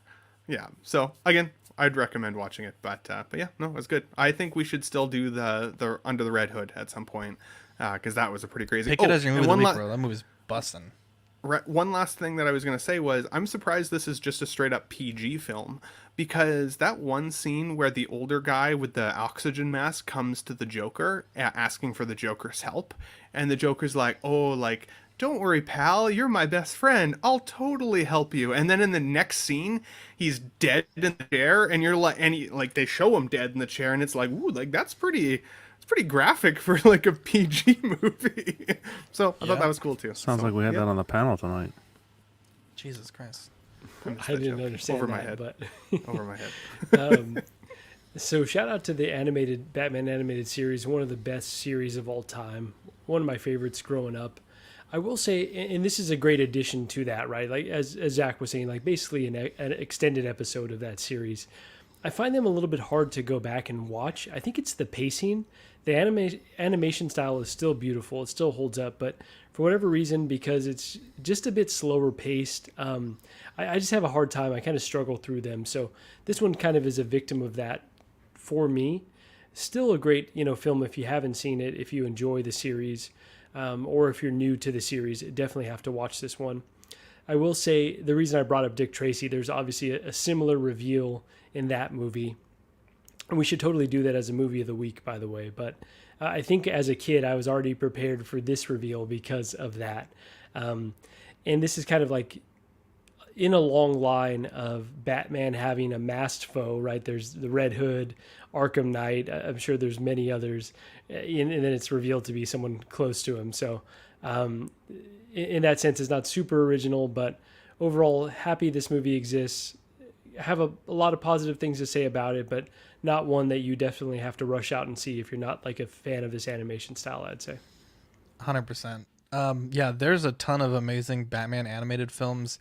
Long Halloween, Part 1, Part 2, Year 1. Batman vs. Dracula is actually a banger-ass movie. It is so fucking good. Yeah, it was way better than I expected. 100%. Under the Red Hood, Hush. Sorry, Ben, I was just telling you to hush. But Hush is also a really good one. Wow. I'm just kidding. Dean the Dream Martin. Actually, as well. It's your movie of the week pick, but Yeah, I'm on the fence with the Blade Runners. I don't know which one to pick. Did we already do 2049? I don't know that we have, but I would Well, say if go in it's- order. I haven't seen 2049. Have you seen the first one? Oh yeah, of course. Yeah, yeah. Oh. 2049. Let's do it. Harrison Ford is the goat, man. Dude, I kind of want to go OG because it's been a while since I've watched that movie. So But Ana de Armas isn't in the OG. you're not wrong. But what's her name is in it. So. Bro, Ryan Gosling isn't in the first movie. 5 tickets for the Barbie movie featuring Ryan Gosling. Yeah, fine. Yeah, yeah. Let's go OG Blade Runner. Let's fucking go, baby. Yeah. Cool. I'd love to see it. With that being said, Dean, let's give a shout out to the Patreonies that keep the network going. Yeah, the 3 pillars, as John says on his show. Also, John, you've been like off screen the entire show, and it bums me out because You're like I like to see your face. I charge you extra for that. Only on Club you get the full reveal. Dean, what are you talking about? We never get to see your face. What? What? What does that mean? Oh, Jesus. What does that even mean? I'm Today's always the on. Savage episode. Who the fuck threw that motherfucking busted ass goddamn Adidas? I missed that clip. That was from the good old days. I want to know what that means. I'm on the show all the time. How about the 3 pillars of our beautiful collecting community Look, here? if you're avoiding conflict, it's not going to work. Oh, we've had conflict today. We can deal with some conflict after the show. Yeah, okay. The 3 pillars: Sean Mortal Fear, conflict. Ian Seavey, Renee Mendez, Eric Mariscal, Quinn Aguirre, King Louie, Mark Pearson, Paul Schreiber, James Colley, Equan, Chris Valencerina, Ben Thomas, Chris Letty, David Jones, Sam Giss, Daminator, Joao Bretta, Sweet Danny Lee, Deanie Martin, Stephen Kret, Big Ol' Fern, King Zach, Caesar Mariquin, Mark Phillips, Lisa Martin Bomonsky, Rick Gigagorio, The Everyday Collector, Ricardo Valdez, Jose CZ, Erwin Azucena, The Illustrious Rainer, Aled Morgan, Tukathri Wa, Derek B, Pablo Meza, Carlos Saavedra, Matt Clevenger, Seth Tucker, CC3PO, Scott Smith, Don Maton, Jimmy James, Stephen Percha, Sean Usby, Scott Bradley. Oh, is it? Yeah, sorry. Stephen Maria Stanley, Eddie Mazanares, Louis Bennett, Chip Perrin, Jimmy Hernandez, Gigi the Judgmental, and Brenton Palmer. Yeah, that's great. Gigi should You'll be love removed to from see the it. slide until she pays up. Wow. Yeah. How dare you put her business out there like that? Our August Patreon benefits: the Prince Zorbo upgraded to a magnet now. People were kind of scared, like, bro, if I only get one Prince Zorbo, where am I gonna put it? We decided to upgrade it to a magnet for you guys. We also have the Shrink Ray sticker to keep it kind of sci-fi alien themed, so stay tuned for that coming in August. We have 3 tiers: the Sweet Angel tier, which is sticker sent straight to your door and access to Ox After Dark replay; the $15 certified crispy certificate, which is figure fix assistance and all the benefits of the previous tier; the What a Guy tier, which is the What a Guy exclusive Pog Deluxe set on your first pledge, doubles of all the stickers we send and all the benefits of the previous tier. So be sure to tune in for that. We have some great stickers that we send out every month. And yeah, for the YouTube channel members, we got Mojo Z78, Absolute Irwin, Test Jess 1, DK Avenger 702, OMFG Rick, S Beam, Andres IB, Daminator, Sam Gist, Thomas Clark, Benjamin Hansen, Chris V, Big Ol' Fern, OG Fan, Bam, Mark Pearson, Ben Thomas, Paul Schreiber, Andrew Gibo, CC3PO, Lemur Hernandez, Carlito, CT603, Eddie, Money Mendez, and Luke Fredericks. Big shout outs to all you guys who keep the channel going as well. We got a new one today. Oh, yeah, I haven't had a chance to update it. We also had, I don't know if I can Sea of Dreams. roll up Sea of that. Dreams. Yeah, Thank Sea you. of Dreams. Sea of Dreams. There we go. Thank you very much for that, Dean. Just remind me, I'll get that updated on the Shell member slide. Membership starts at 99 cents for Patreon members or $2.99 for the Peanut Gallery. You get special loyalty badges and emojis. And I think if we get like 6 more members, we unlock another emoji slot. So be sure to tune in for that. On the network, we have After Dark tomorrow at 10:30. We also had a great live unboxing last night. Probably one of the hardest that I've laughed in a very long time. It was Lane puts on a damn show every time he's on the air. He's dynamite. We have, I believe, Small Talk this week, if I'm not mistaken. And then Collectors Club on Friday, the place to be on Friday nights at 10 p.m. Central Time. 8 p.m. we're playing Dungeons & Dragons on Live and Let Dice. We have some crazy shit that happened the last episode. And we are going to have some really big character-defining moments for the campaign. So if you're even a casual fan of D&D, definitely be sure to tune in for that. We have some swag on TeePublic. You can find us there at the link in the comments. We put up shirts all the time. I think the next shirt that we're putting up is a Collectors Club shirt. I think John's dotting the I's and crossing the T's on that one, so be sure to tune in for that. But yeah, tons of great shirts there. They're always on sale, so definitely wait for a deal. And then, John, if you don't mind, can you read the socials for me, please? Yeah, of course. On Facebook, we got Collecting Weekly, as well as our main group, Collecting Weekly Auxiliary. On Instagram, at Collecting Weekly _clips, and at the Everyday Collector. Guys, be sure to follow all those pages there. Appreciate the support. Yeah, definitely. We also want to plug our giveaway one more time. You can enter to win a Hot Toys Shore Trooper for our 2,000 subscriber celebration. To enter, subscribe to Collecting Weekly and Collectors Enabled. Join Collecting Weekly Auxiliary Facebook group and comment hashtag CW2K on the pinned post on the group. It's right at the top there. Pablo Meza, feel like this was a very special edition of Collecting Weekly. It was a good one. We had like almost 100 people watching at one point. You'd love to see it. And time for shout-outs. I want to just briefly give one to Michael Mann. Again, I talked it at the top of the show, but dude came through ultra clutch with with helping me out with a piece I needed to complete my Batmobile. Really appreciate that. Also want to give a shout out to Dean the Dre Martin, who's been drawing some great D&D artwork for TeePublic. Some homage designs we have. Yeah, in can fact, we let show? me Yeah, bring that up. Let me pull that up real quick. Yeah, so in the last episode of our D&D campaign, Zach learned a new ability. Yes. That allows him to turn into creatures as long as he learns the spell. No, as long as I know of the creature. Know of the creature, yeah. And he has to like learn about it. And, like, you had to learn about a book, right? Anyway, he turned into a brontosaurus. And so he came up with this good idea to draw. He's like, bro, you remember the Boba Fett from the holiday Star Wars special? holiday special, yeah. Yeah, so I drew Ozol as a brontosaurus with this little wizard hat, That's and then my awesome. character as the Boba Fett. So I used with the same with the themed color palette. Yeah, the too. color palette. Yeah, so Just amazing. Yeah, love to see Amazing.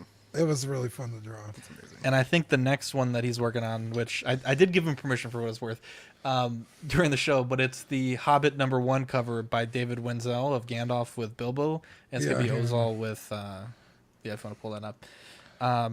Big shout out to John and Ben. You guys had some great, passionate discussion today. Oh my God, that's incredible, Dean. Jesus, that's amazing. And then let's see, there's Stolas. Love it.